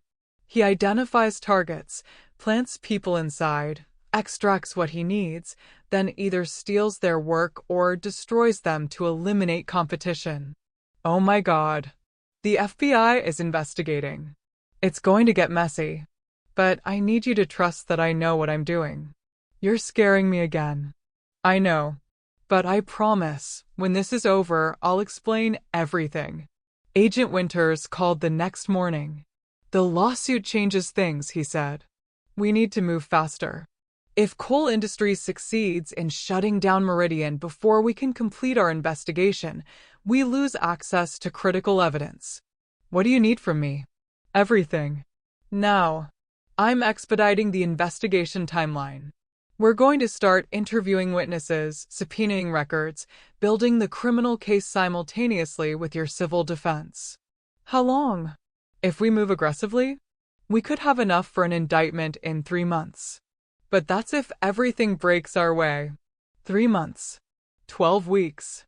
90 days. It felt like forever and no time at all. The next weeks were chaos. FBI agents interviewed me 6 times. They interviewed Jonathan, Marcus, David, Patricia. They subpoenaed Meridian's records, coal industry's records, bank statements, communications logs. The media coverage intensified. Business publications ran dueling articles, some defending coal industries as an innovative powerhouse unfairly attacked by a jealous competitor, others questioning why such a large company would bother suing such a small startup unless they had something to hide. My name hadn't appeared yet. I was still just a consultant in the background, invisible in the official narrative. But that was about to change. In late July, coal industry's lawyers filed a motion demanding that Meridian reveal the identity of MB, the mysterious investor who actually owned the company. The judge granted the motion. I had 72 hours to either reveal my identity or face contempt charges. Patricia, Jonathan, and I sat in her office debating options. We could try to appeal, Patricia said. Buy more time. What's the point? I asked. It's going to come out eventually. The FBI knows. The lawsuit is going to force disclosure. We're just delaying the inevitable. Once your name is public, everything changes, Jonathan warned. The media attention, the scrutiny, the assumptions people will make. Let them make assumptions. I'm done hiding. Patricia studied me. You're sure? I thought about Ethan Cole's hand on my arm. His voice telling me I should be grateful to be allowed in his world. His absolute certainty that I was nobody. I'm sure. File the response.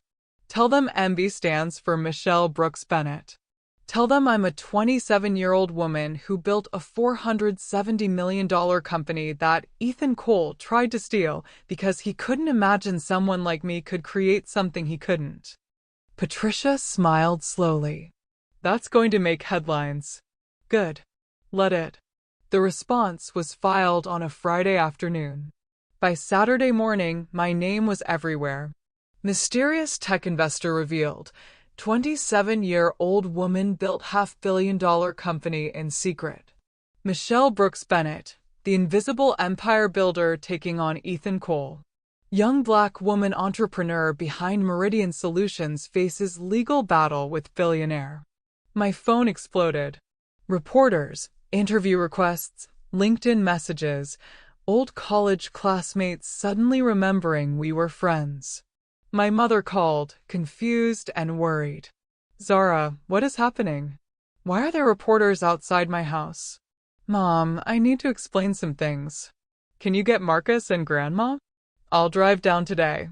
That conversation was one of the hardest I'd ever had. Sitting in my childhood living room, explaining that I'd built a company worth hundreds of millions of dollars and never told them. Explaining that I was now in a legal war with one of the world's most powerful billionaires. My mother cried. My brothers looked at me like I was a stranger.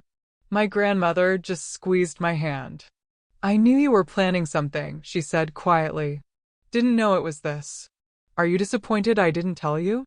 Disappointed you thought you had to hide it. But proud of what you built. The public revelation changed everything. Suddenly, I wasn't invisible anymore. I was a story, a narrative, a symbol. Some publications framed me as an underdog fighting against a corrupt billionaire. Others suggested I was a con artist who'd hidden my identity to avoid scrutiny. Some focused on my race and gender, others ignored it completely. Everyone had an opinion about who I was, what I'd done, whether I was heroic or deceptive or naive or calculating. And Ethan Cole used all of it.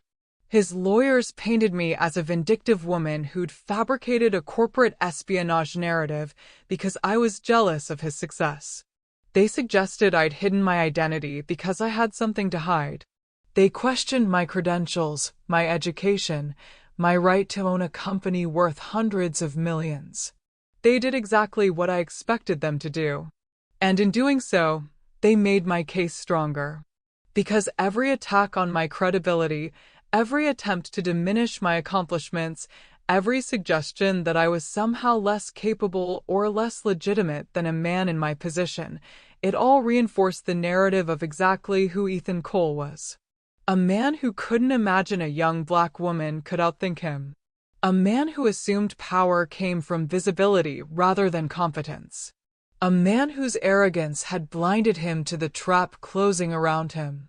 Agent Winters called in late August. We have enough for an indictment. Federal grand jury convenes next week. If they return indictments, we'll arrest Ethan Cole and 3 of his executives for corporate espionage, wire fraud, and money laundering. I couldn't speak for a moment. Zara? You there? I'm here. This is really happening. This is really happening. And I need you to prepare yourself. Once we arrest Cole, this becomes the biggest business story in the country. Maybe the world. Your life will never be private again. I understand. And there's something else. The civil lawsuit Cole filed against Meridian, that's going to become criminal evidence. His lawyers are going to argue that you manufactured the FBI investigation as retaliation for the lawsuit. They'll try to discredit you any way they can. Let them try. You're tougher than you look, Miss Bennett. You have no idea, Agent Winters. The grand jury returned indictments on September 3rd. Federal charges against Ethan Cole, Harrison Greaves, Richard Stamos, and 2 other Cole Industries executives. Corporate espionage, wire fraud, money laundering, conspiracy to commit fraud. The arrests happened at dawn. I watched it on the news like everyone else. FBI agents arriving at Ethan Cole's penthouse in Manhattan, emerging 20 minutes later with him in handcuffs. The footage played on loop across every major network. His expression was what I'd remember forever. Not fear exactly. More like disbelief. Like he genuinely couldn't comprehend how this was happening to him. My phone rang before 7 a.m. Turn on CNBC, Patricia said. I was already watching. A legal analyst was explaining the charges, the potential sentences, the implications for Cole Industries. Federal corporate espionage charges carry up to 15 years. Wire fraud, 20 years. Money laundering, 20 years. If convicted on all counts, Ethan Cole could spend the rest of his life in prison. The words felt surreal. Cole Industries stock is in free fall, Patricia continued. Down 60% in pre-market trading. The board called an emergency meeting. 3 major clients have already terminated contracts. What about the lawsuit against Meridian? Cole's lawyers filed an emergency motion to dismiss it this morning. They're trying to distance the company from the criminal charges. It's a mess. I should have felt victorious. Should have felt satisfied. Instead, I felt numb. The media frenzy was unlike anything I'd experienced. My face was everywhere. My story was dissected, analyzed, debated. Every detail of my life became public property, where I went to college, where I lived, what I'd done before Meridian, who my family was. Reporters camped outside my apartment building. I couldn't go to the coffee shop I loved because someone would recognize me, want to comment, ask invasive questions. My LinkedIn received thousands of connection requests. My email was flooded with interview offers, book deals, speaking invitations. And the threats started. Messages from strangers telling me I was destroying an innocent man. Emails saying I'd used my race and gender to manipulate the justice system. Comments on every article calling me everything from a liar to a fraud to words I won't repeat. You need security, Patricia insisted after someone showed up at my apartment door claiming to be a journalist. I'm fine. You're not fine. You're exhausted, you're stressed, and you're vulnerable. Let me hire someone. Please. I agreed, mostly because she wouldn't stop asking. A security consultant named James started accompanying me to meetings, standing outside my apartment, screening visitors. He was professional and quiet, but his presence was a constant reminder that my life had fundamentally changed. Cole Industries' collapse accelerated rapidly. Within 2 weeks of the arrests, the company had lost over $4 billion in market value. Major investors pulled out. Partners terminated relationships. Clients fled to competitors. Vision Flow was shut down entirely after 3 more companies reported catastrophic failures that cost them millions. The board of directors held a vote and removed Ethan Cole as CEO. They installed an interim leadership team and began the process of selling off divisions to cover mounting legal fees and settlements. It was everything I'd wanted. The empire crumbling. The consequences arriving. The world seeing exactly who Ethan Cole really was. But watching it happen felt different than I'd imagined. Jonathan called in late September. "The board wants to meet with you," he said. "Why?" "Because you're the actual owner of this company, and we're facing some critical decisions. The lawsuit is dismissed, but we've spent millions on legal fees. Several clients left during the uncertainty. We need to talk about the path forward." I met with Meridian's board the following Tuesday. It was the first time I'd sat at that table as myself, not as a consultant observing from the sidelines. The board members were a mix of people I'd carefully selected over the years: tech veterans, business strategists, financial advisors. They all knew me as MB, but most had never met me in person. "Ms. Bennett," the board chair said, "first, let me say on behalf of everyone here, what you've accomplished is extraordinary. Building this company, protecting it, taking on Ethan Cole. It's remarkable."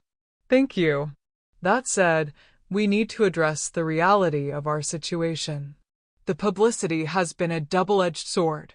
We've gained recognition, but we've also been associated with a massive criminal case. Some potential clients are hesitant to work with us because of the scrutiny." I nodded. I'd expected this.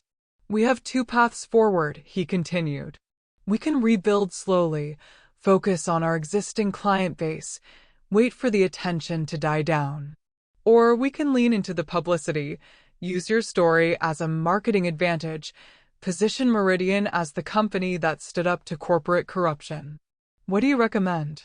"Honestly, I think we need to consider a third option: selling the company." The room went quiet. "Several major tech companies have expressed interest in acquiring Meridian," he continued. "The technology is valuable, the team is strong, and your story has created significant brand recognition. We could probably negotiate a sale price of $600 to $700 million. I looked around the table. Most of the board members avoided eye contact. "You want me to sell?" I said quietly. "We want you to consider it," the CFO said. "You've been through an enormous amount of stress. The FBI investigation, the lawsuit, the public exposure. You built this company in secret because you wanted autonomy and freedom. Now you have neither. Selling would give you financial security and the ability to step away from the spotlight." He wasn't wrong. "I'll think about it," I said. That night, I sat in my apartment staring at the city lights. Everything I'd worked for, everything I'd built over 6 years, the board wanted me to sell it and walk away. The rational part of me understood their reasoning. The company was vulnerable. I was exhausted. The money from a sale would be substantial. But another part of me, the part that had built Meridian from nothing, that had spent years in the shadows perfecting every detail, couldn't imagine letting it go. Imani came over with takeout and wine.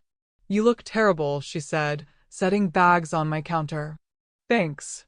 I'm serious, see. When's the last time you slept more than 4 hours?" I couldn't remember. We ate in silence for a while. Then Imani said, "Can I ask you something?" "Sure. Was it worth it?" I looked at her. "What do you mean?" "Taking on Ethan Cole. Exposing everything. Losing your anonymity. Was it worth it?" I thought about that night at the gala. The grip on my arm. The dismissal in his eyes. The absolute certainty that I was nobody. "Ask me again when it's over," I said. Ethan Cole's preliminary hearing happened in early October. I sat in the gallery with Patricia, listening to prosecutors lay out the evidence. The planted employee. The stolen algorithm. The offshore accounts. The shell companies. the pattern of fraud spanning years. Ethan Cole sat at the defense table in a suit that probably cost $10,000, flanked by lawyers who cost even more. He looked thinner than I remembered, older, like the weight of everything was physically crushing him. At one point, he turned and scanned the gallery. His eyes landed on me. For 3 seconds, we stared at each other across that courtroom. I don't know what he saw when he looked at me. Recognition, maybe. Understanding that the woman he dismissed as a waitress had orchestrated his downfall. I know what I saw when I looked at him. A man who'd built an empire on theft and arrogance, now facing the consequences he never believed would arrive. Then he turned back around, and the hearing continued. The judge denied bail. Flight risk, given the offshore accounts and hidden assets. Ethan Cole would remain in federal custody until trial. Walking out of that courthouse, I felt something shift inside me. Not satisfaction. Not quite. More like completion of a chapter one hadn't known how to close. The darkness came in November. I woke up one morning and couldn't get out of bed. Not because I was physically unable. Because I couldn't find a reason to. The FBI investigation was progressing. The trial was scheduled for March. Meridian was stable but uncertain. My face was still in the news every few days. And I was so tired. Patricia noticed first. "You're not answering emails," she said when she showed up at my apartment unannounced. "I've been busy. You've been hiding. There's a difference." I didn't argue. "Zara, what's going on?" "I don't know. I thought I'd feel different. Thought bringing down Ethan Cole would feel like justice or vindication or something. But mostly I just feel empty." She sat down next to me. "You've been running on adrenaline and righteous anger for months. Now that you're not actively fighting, you're crashing. It's normal. Doesn't feel normal. Have you talked to anyone?" "A therapist." "I don't have time for therapy." "You don't have time not to. Zara, you've been through trauma. Not just the gala, though that was definitely traumatic, but everything since. The investigation, the publicity, the threats, the pressure. You can't just push through that without help." "I'm fine." "You're not fine. And that's okay. But you need to deal with it." I knew she was right. But dealing with it meant acknowledging how much everything had cost me. My anonymity. My peace. My sense of safety in the world. I'd won. But winning felt a lot like losing. Thanksgiving came, and I couldn't face my family. I made excuses, too much work, too much publicity, didn't want to bring reporters to their door. My mother was hurt, but tried to understand. "Just promise me you're taking care of yourself," she said on the phone. "I promise." It was a lie. I spent Thanksgiving alone in my apartment, eating takeout and watching old movies, trying not to think about the trial coming in March or the decision I needed to make about Meridian or the fact that I'd accomplished everything I set out to do and somehow still felt broken. Patricia called that evening. "I'm outside your building with pie. Let me up." "I'm fine, I don't need." "I'm not asking. Let me up." She arrived with apple pie, real plates, and a determination that wouldn't be argued with. "Okay," she said, cutting 2 slices. "We're going to talk about the actual problem." I don't. The actual problem isn't Ethan Cole, or the trial, or the publicity, or whether to sell Meridian.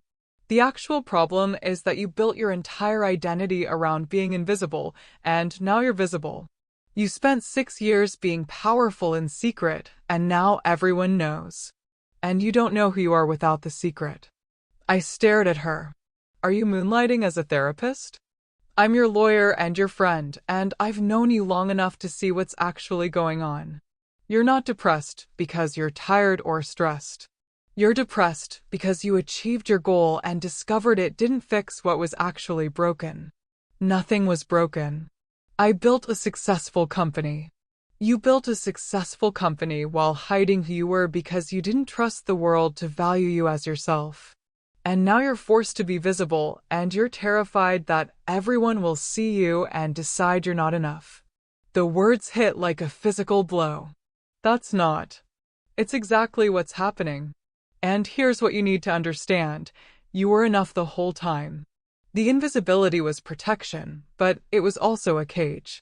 You built something extraordinary, but you couldn't celebrate it. You achieved things most people only dream about, but you couldn't share it with anyone who mattered. Tears were streaming down my face, and I hadn't even realized I was crying. What if I sell Meridian and they're right? I whispered. What if I walk away and everyone says I couldn't handle it, that I was just lucky, that I didn't really earn what I built? Then they're wrong. And their wrongness doesn't change what you accomplished. But, Zara, listen to me. You have a choice to make, but it's not the choice the board presented. The choice is whether you're going to keep living for other people's validation or start living for yourself. Whether you're going to keep proving you're enough or start believing it. I started therapy the following week. Dr. Michelle Carter was in her 60s, had kind eyes, and didn't seem impressed by my money or my story or anything except whether I was willing to do the actual work. Tell me about your father, she said in our first session. He died when I was 8. Heart attack. Sudden. And after he died? My grandmother moved in to help my mother. We managed. I was fine. Were you? The question opened something I'd kept locked for 19 years. Turns out I wasn't fine. Turns out watching my father die had taught me that safety was an illusion, that people you loved could disappear without warning, that the only person you could truly rely on was yourself. Turns out I'd built an empire in secret not just because of racism or sexism in the tech industry, but because I'd learned early that being visible meant being vulnerable, and being vulnerable meant getting hurt. What happened at the gala, Dr. Carter said during our 4th session, wasn't just about Ethan Cole being a terrible person. It confirmed every fear you've carried since childhood. That if people see who you really are, they'll dismiss you, diminish you, decide you don't matter. But I proved them wrong. I took him down. You did. But proving someone else wrong doesn't heal the wound. It just puts a bandage on it. In December, something unexpected happened. A woman named Aisha Thompson reached out through LinkedIn. She was a graduate student at MIT studying computer science, and her message was simple. Your story inspired me to keep going when I was ready to quit. Thank you. I almost deleted it. Almost filed it with the hundreds of other messages I'd received. But something made me respond. What made you want to quit? Her reply came within minutes. I'm the only Black woman in my program. My professors question my work constantly. Other students assume I only got in because of affirmative action. I was starting to believe maybe they were right. I stared at her message for a long time. Then I called her. We talked for 2 hours. About the isolation, the constant need to prove yourself, the exhaustion of being a symbol instead of just a person. About how success sometimes felt more like survival than achievement. What you did, she said toward the end of the call, taking on someone like Ethan Cole, it showed me that we don't have to accept how they see us. We can fight back. It came at a cost, I said honestly. The publicity, the scrutiny, losing my privacy.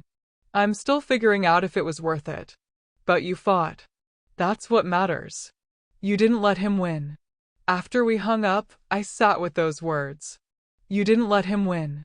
I made my decision about Meridian in mid-December. I called a board meeting and walked in with a prepared statement. I'm not selling, I said, but I am making changes. I laid out a restructuring plan. Jonathan would remain CEO, but I would step into a public role as founder and board chair. I would hire a communications team to manage publicity. I would use Meridian's platform and my story to create opportunities for other people who'd been told they didn't belong. I built this company in secret because I thought that was the only way to succeed, I said. But staying in the shadows isn't protection. It's just another form of letting them win. So I'm done hiding. And I'm done pretending that what I built isn't extraordinary. The board approved the plan unanimously. Patricia called that evening. I have news. Ethan Cole's lawyers approached us with a settlement offer. What kind of settlement? They want to settle the civil claims before the criminal trial. They're offering $15 million, a public apology, and an admission that Cole Industries engaged in corporate espionage against Meridian. $15 million was significant money, even for me. But more importantly, a public admission? Yes. They're desperate to control the narrative before the criminal trial. If they admit to the civil claims now, they can argue the criminal charges are prosecutorial overreach. Will it work? Probably not. The FBI has too much evidence. But it gives them something to work with, and it gets you paid. I thought about Ethan Cole sitting in federal custody, his empire crumbling, his legacy destroyed. Take the deal, I said. But I want the apology read in open court. I want it on record. And I want every news outlet covering the criminal trial to know about it. Done. The settlement was finalized on January 15th. Ethan Cole's lawyers read a statement in federal court admitting that Cole Industries had planted an employee.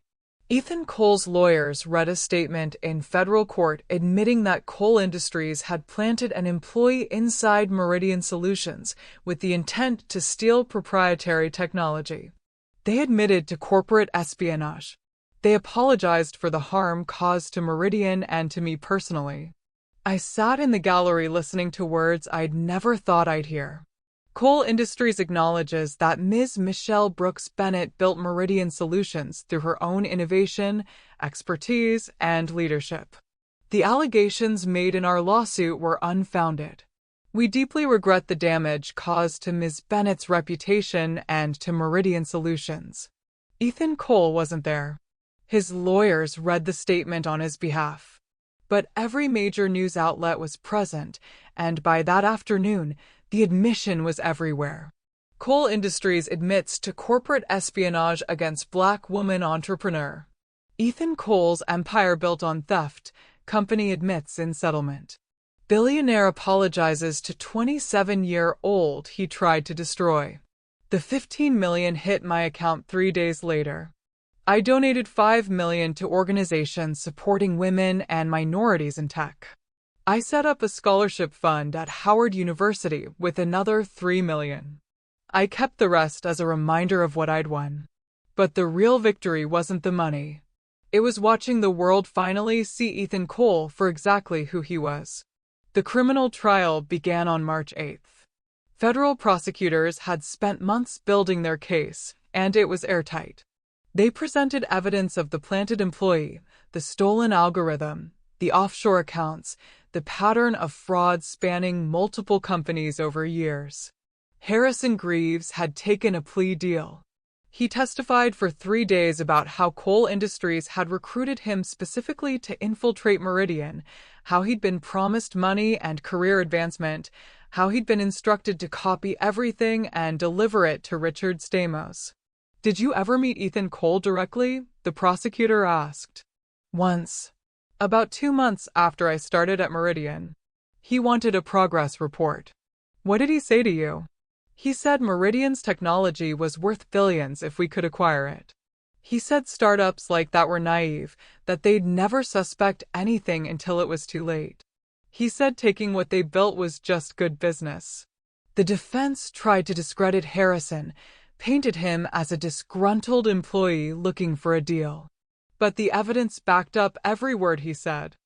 Marcus testified about the digital forensics, the tracking of stolen files, the trail leading directly to Cole Industries servers. David testified about the offshore accounts, the shell companies, the pattern of hidden assets designed to conceal stolen wealth. And on March 22nd, I testified. Walking into that courtroom felt like stepping into a different dimension. The gallery was packed with reporters, legal observers, people who'd followed every detail of the case. Ethan Cole sat at the defense table in a suit that no longer fit quite right. He'd lost weight in custody, and the confidence that had radiated from him at the gala was gone. I was sworn in and took the seat. The prosecutor was a woman named Jennifer Wu, mid-40s, with a reputation for dismantling white-collar criminals. Ms. Bennett, can you describe what happened on the night of September 16th at the Cole Foundation Benefit Gala? I told the story. The overheard conversation. The confrontation in the hallway. Ethan Cole's hand on my arm, his threats, his assumptions about who I was and what I was worth. What did he say to you specifically? He told me I should be grateful to be allowed in a place like that. He assumed I was a waitress because of the champagne stain on my dress.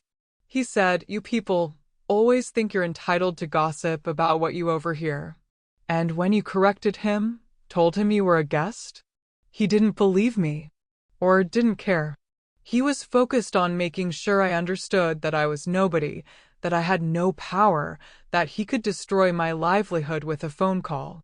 Did you tell him at that moment that you owned Meridian Solutions? No. Why not? Because I realized something in that hallway. Ethan Cole didn't just underestimate me as an individual. He underestimated everyone he considered beneath him. His entire empire was built on the assumption that certain people didn't matter, didn't deserve respect, couldn't possibly be as smart or capable as him. I realized that if I told him who I was right then, he'd just adjust his tactics. But if I let him continue believing I was nobody, he'd expose himself. And that's what happened? Yes. He proceeded with his plan to steal Meridian's technology because he never considered that the woman he'd dismissed in that hallway could possibly be the same person who owned the company he was trying to destroy. Jennifer Wu walked me through the timeline. How I'd implemented Ghost Protocol, monitored Harrison's activities, gathered evidence, built the case that had led to federal charges. Ms. Bennett, in your own words, what was Ethan Cole's biggest mistake? I looked directly at him for the first time since taking the stand. He assumed that power and worth are the same thing. That because he had money and visibility and connections, he was untouchable. He assumed that because I was a young black woman he'd never heard of, I couldn't possibly be a threat. His arrogance blinded him to the possibility that someone he dismissed could dismantle everything he'd built. The defense attorney's cross-examination was brutal. He tried to paint me as vindictive, suggested I'd manufactured evidence out of spite, questioned why I'd hidden my identity if I had nothing to hide. Isn't it true, Ms. Bennett, that you concealed your ownership of Meridian Solutions because you knew your lack of experience would undermine investor confidence? No. I concealed my ownership because I'm a young black woman in an industry dominated by men who look like your client. I knew my company would be judged differently, that my decisions would be questioned more intensely, that I'd have to work twice as hard to receive half the credit. Anonymity allowed my work to speak for itself. So you admit you were deceptive. I admit I was strategic. There's a difference. And isn't this entire prosecution just an extension of that strategy? A way to destroy a competitor who threatened your business? Ethan Cole wasn't my competitor. He was a thief. And I didn't destroy him. He destroyed himself. The defense attorney tried several more angles, but nothing stuck. The evidence was too strong, the timeline too clear, the pattern too obvious. The prosecution's closing argument came on April 3rd. Jennifer Wu stood before the jury and laid out the case with devastating precision. Ethan Cole built an $8 billion empire on theft. Not innovation. Not hard work. Theft. He identified successful companies built by people he considered beneath him, planted employees inside those companies, stole their technology, and either used it himself or destroyed them to eliminate competition. She walked through each piece of evidence. Harrison Greaves's testimony, the digital forensics, the offshore accounts, the pattern of shell companies and fraudulent consulting firms. But this case is about more than just corporate espionage or financial fraud. It's about a system of exploitation that Ethan Cole perfected over years. He targeted people who couldn't fight back. Startups without resources for legal battles. Entrepreneurs who didn't have his connections or wealth. People he assumed would never be able to prove what he'd done. She paused, let the words settle. He almost got away with it. He would have gotten away with it. Except he made one critical error. He underestimated Michelle Brooks Bennett. Jennifer Wu turned toward where I sat in the gallery. He looked at a brilliant young woman who'd built a revolutionary technology company and saw a waitress. He grabbed her arm and threatened her livelihood and told her to be grateful she was allowed in his world. And in doing so, he revealed exactly who he was. Not a visionary entrepreneur. Not a self-made billionaire. Just a thief who'd been stealing from people he thought couldn't stop him. She turned back to the jury. Ms. Bennett could have walked away that night. Could have stayed invisible, protected herself, avoided the scrutiny and publicity and cost of fighting back. But she didn't. She gathered evidence. She built an airtight case. She brought Ethan Cole's crimes into the light because she understood something he never did. Real power isn't about money or connections or visibility. Real power is about refusing to accept that someone else gets to decide what you're worth. The courtroom was absolutely silent. Ethan Cole thought he was untouchable. The evidence proves he was wrong. I'm asking you to hold him accountable for every theft, every fraud, every person he exploited. Thank you. The defense's closing argument tried to create reasonable doubt. They argued that Harrison Greaves was unreliable, that the financial transactions could have innocent explanations, that corporate espionage was notoriously difficult to prove. The prosecution wants you to believe that Ethan Cole is some kind of criminal mastermind, the defense attorney said. But the reality is much simpler.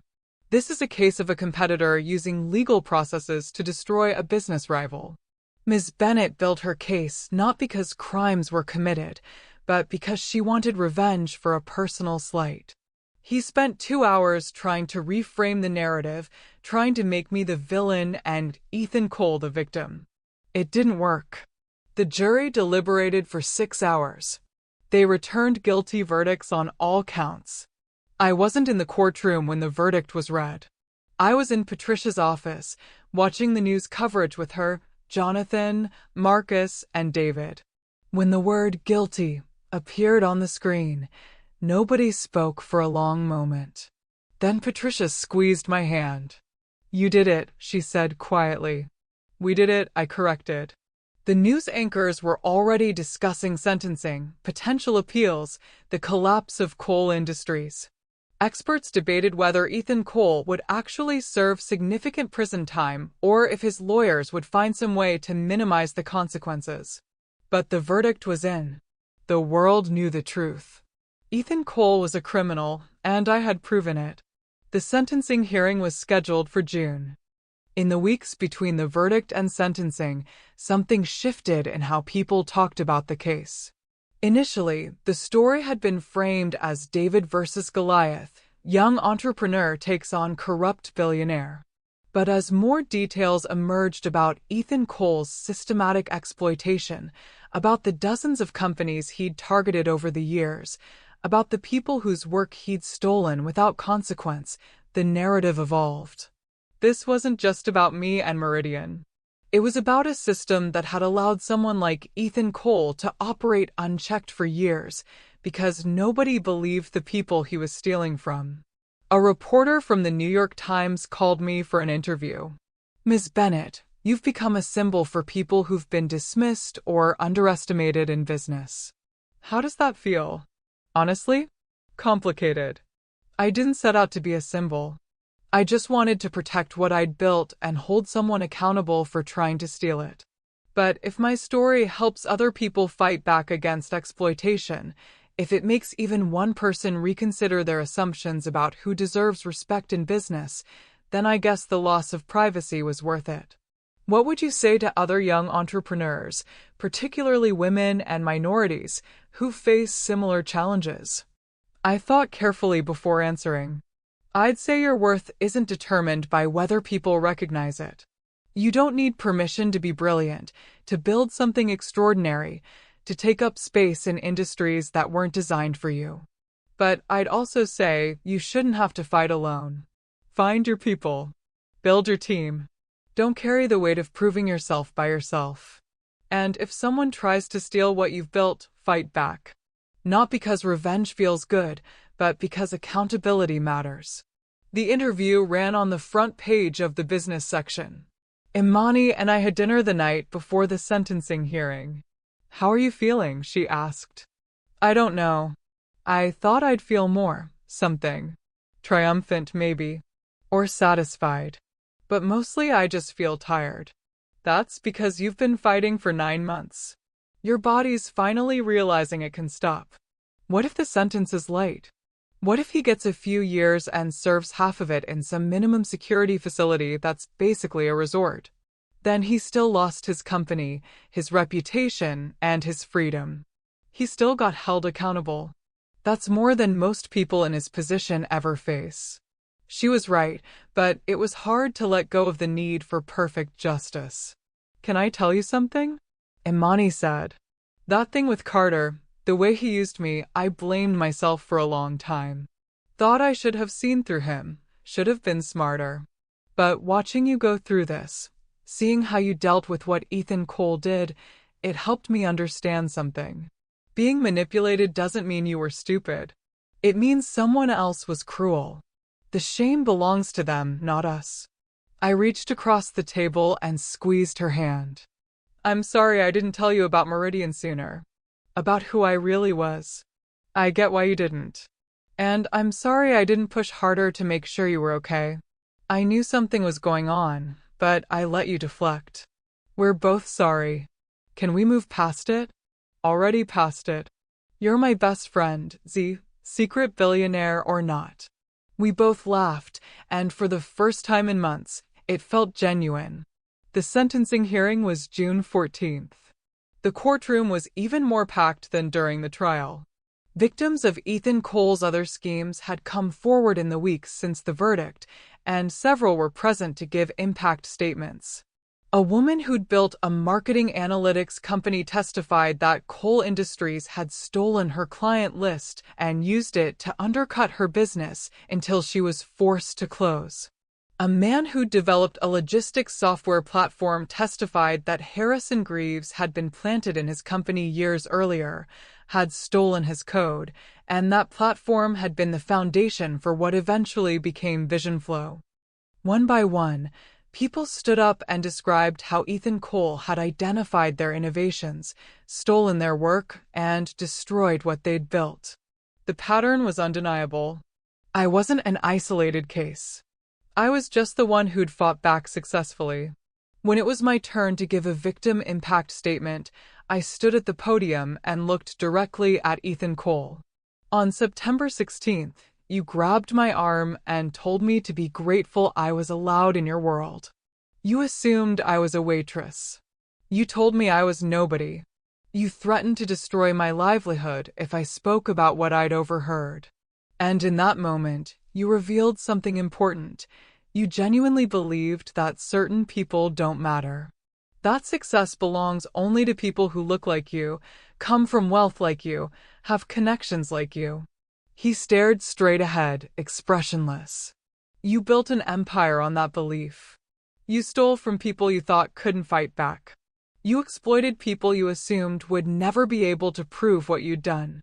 And it worked for years because the system was designed to protect people like you and doubt people like us." I paused, gathering my thoughts. "But here's what you didn't understand. Dismissing someone doesn't make them powerless. Underestimating someone doesn't make them less capable. And assuming someone can't stop you doesn't mean they won't. I don't want revenge, Mr. Cole.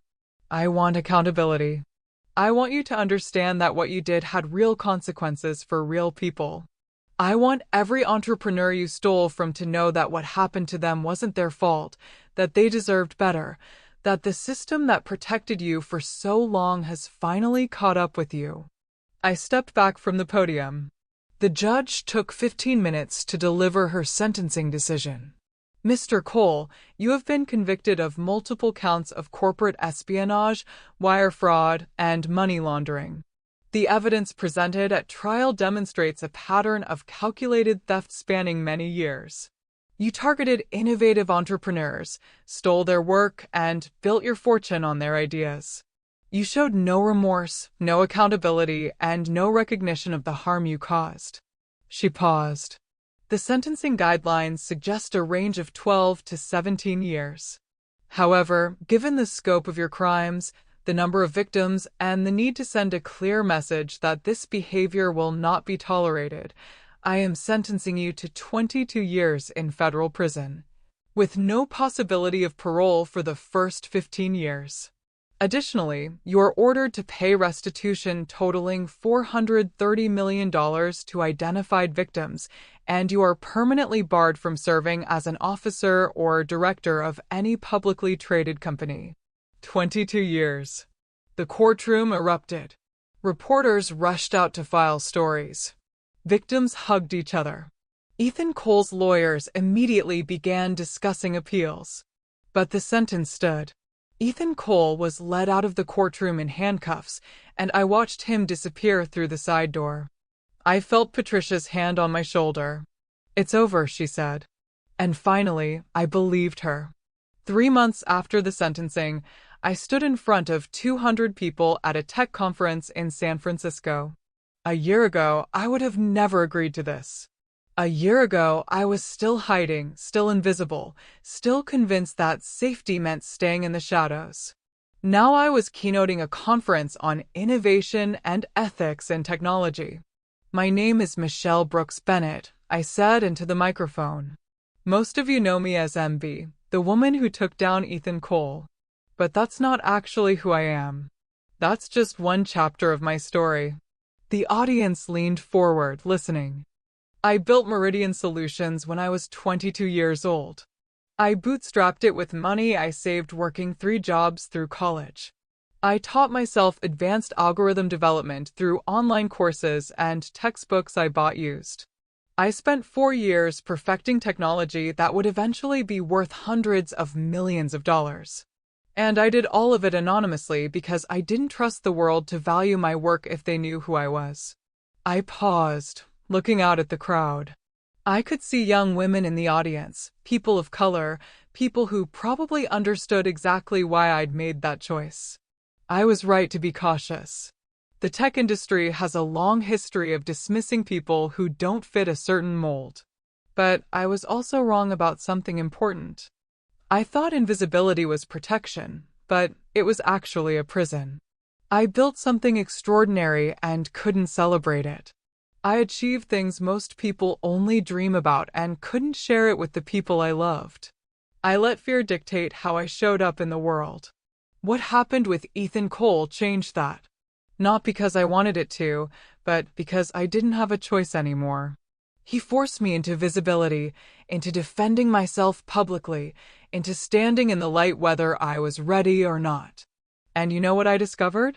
I was ready. I'd been ready the whole time. I just hadn't believed it. The room was completely silent now. So here's what I want to say to every person in this room who's ever been told they don't belong, that they're not smart enough, not experienced enough, not the right fit. You don't need permission to be brilliant. You don't need validation to build something extraordinary. Your worth isn't determined by whether people recognize it. But you do need to recognize it yourself. Because if you don't believe in what you've built, if you don't stand confidently in your own accomplishments, the world will absolutely take advantage of that doubt. The applause started before I finished, building into a standing ovation that lasted 3 full minutes. After the conference, a young woman approached me. She looked like she was fresh out of college, nervous and determined at the same time. "Ms. Bennett, I'm sorry to bother you, but I had to say something. I'm graduating next month with a degree in computer engineering. I'm the first person in my family to go to college. I've been applying for jobs, and every interview is the same. They question my qualifications, Ask if I really wrote the code in my portfolio. Suggest maybe I'd be better suited for non-technical roles. I knew exactly what she meant without her having to explain further. I was starting to think maybe they were right, she continued. Maybe I wasn't good enough. But then I read about what you did, how you built Meridian, how you fought back when someone tried to steal it. And I realized their doubt isn't about me. It's about them. It's about their inability to see past their assumptions. What's your name? I asked. Destiny. Destiny Clark. Destiny, can I give you my email? I want you to send me your resume and portfolio. Meridian is hiring, and we're specifically looking for talented engineers who've been overlooked by companies that don't deserve them. Her eyes widened. Are you serious? Completely serious. Send me your information. Let's talk.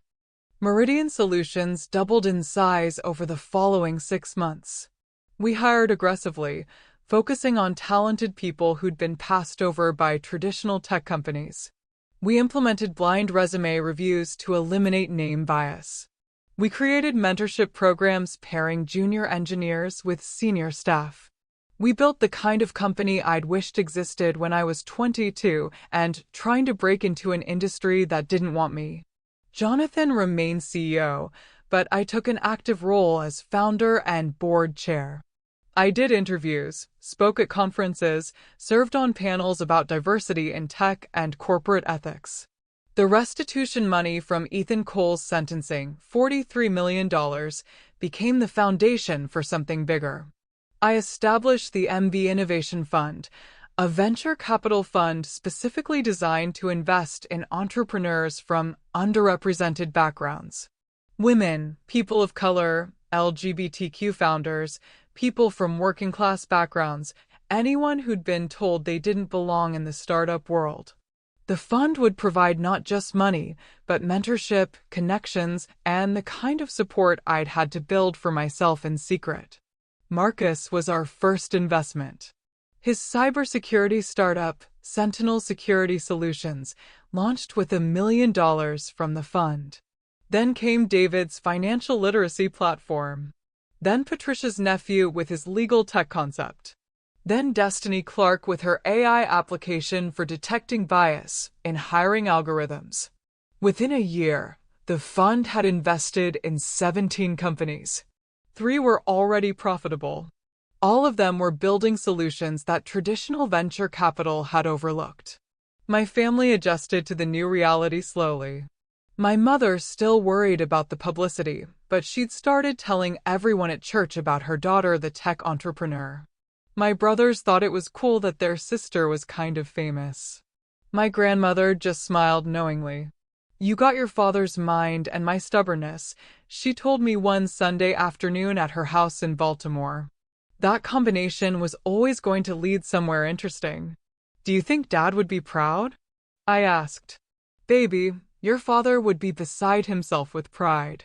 He always said you were going to change the world. He just didn't live long enough to see how right he was. In December, on the 6-month anniversary of Ethan Cole's sentencing, I received an unexpected letter from him.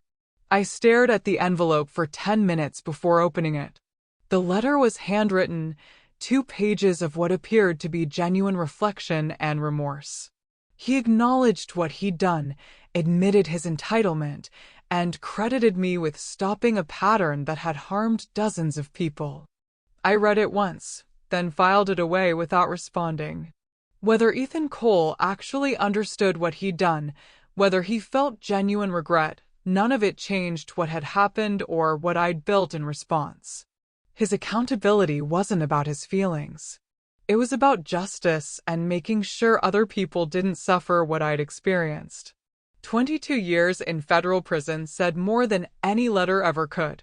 By year's end, Meridian Solutions achieved a valuation of $1.2 billion. We received acquisition offers from 3 major tech companies, all offering between $800 million and just over $1 billion. We should at least consider them, Jonathan said during a board meeting. Why? I asked. Because $1 billion is $1 billion. Because you've already proven everything you needed to prove.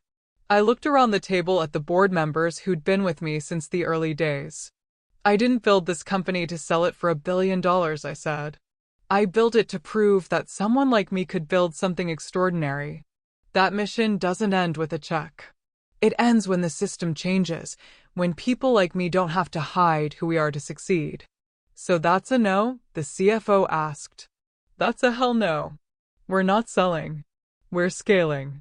On New Year's Eve, I hosted a small dinner at my apartment. Patricia, Marcus, David, Jonathan, Imani, my mother and grandmother. The people who'd stood with me through everything. We ate, drank wine, told stories about the past year that already felt like ancient history. At 11:45, my phone buzzed. A message from Destiny Clark. Ms. Bennett, I just wanted to say thank you. 6 months ago, I was ready to quit tech entirely. Now I'm leading a development team at Meridian and building something I'm actually proud of. You changed my life by giving me a chance. I won't forget it. I showed the message to Imani. That's why you do it, she said. Not for revenge or recognition. For that. She was right. At midnight, Patricia raised her glass. To Michelle. You took on a billionaire and won. You built an empire. You changed lives. Here's to you. To all of us, I corrected. I couldn't have done any of this alone. We toasted, and I looked around the room at faces I loved, people who'd believed in me when I couldn't believe in myself. My grandmother caught my eye and winked. She'd known all along I was destined for something significant. She just hadn't known the full story. Now she did. Now everyone did. And for the first time in my life, being visible didn't feel like vulnerability. It felt like power. 3 weeks into the new year, I got a call from a reporter at Bloomberg. Ms. Bennett, we're running a story about young self-made billionaires. Your company just crossed the $1 billion valuation threshold. How does it feel? I thought about the question carefully. It feels like responsibility, I said finally. $1 billion isn't just a number. It's resources that can create opportunities, change systems, support people who've been locked out of traditional paths to success. The money matters less than what you build with it. Do you consider yourself successful? I consider myself someone who refused to accept other people's limitations. Success is just what happened when I stopped asking permission and started building what I knew was possible. The article ran the following week with the headline, Michelle Brooks Bennett, the billionaire who built her empire in secret and took down a titan. I was 28 years old, the youngest self-made Black woman billionaire in the country, and the founder of a company that was reshaping how we thought about innovation and opportunity in tech. But more importantly, I was finally completely myself. Not the invisible version who hid in shadows. Not the public figure performing for cameras.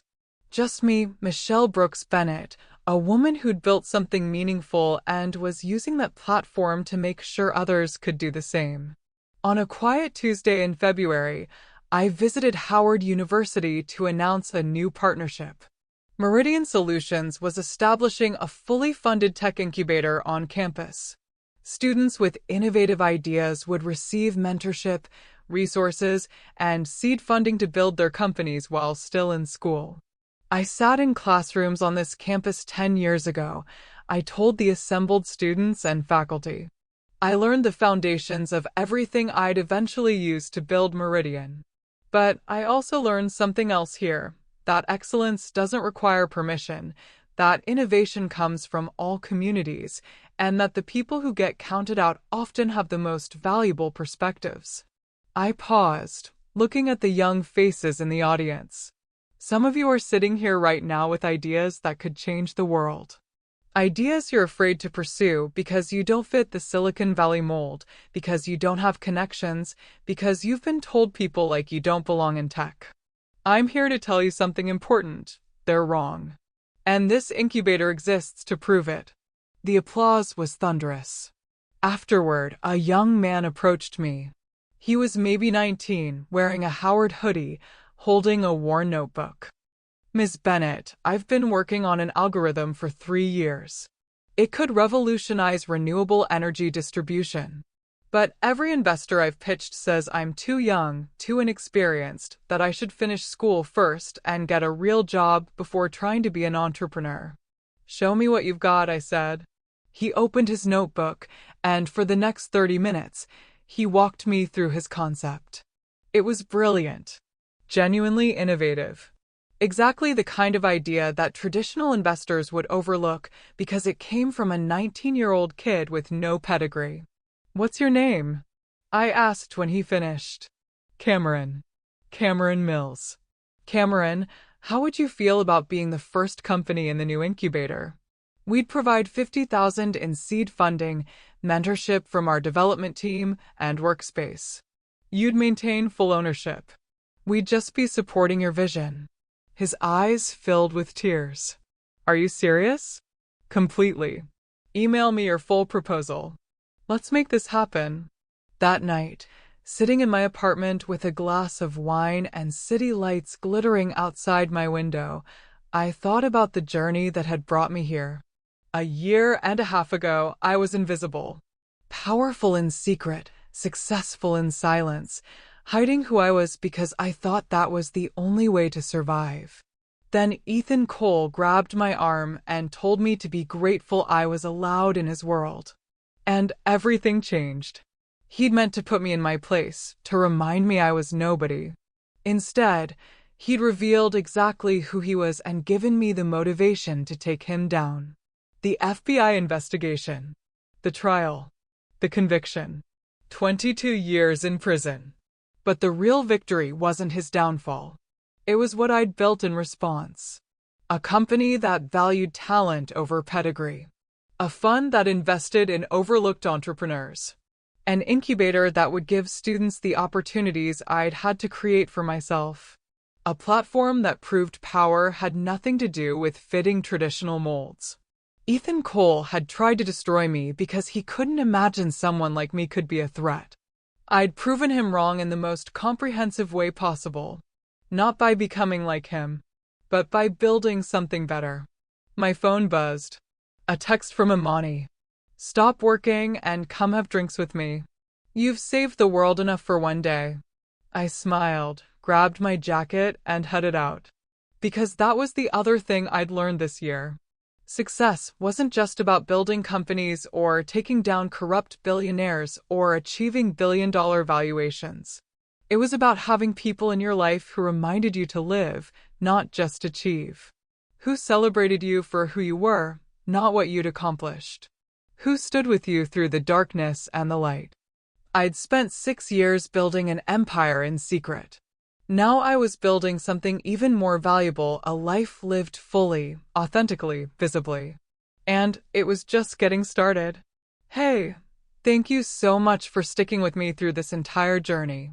If this story moved you, inspired you, or just kept you hooked for the last 90 minutes, do me a favor, hit that like button. Subscribe to the channel if you haven't already, because I've got more stories coming that I promise will grab you just as hard as this one did. Drop a comment and let me know what you thought. Did you see the twists coming? What would you have done in Michelle's position? Are there other stories you want me to tell? I read every single comment, and your feedback shapes what comes next.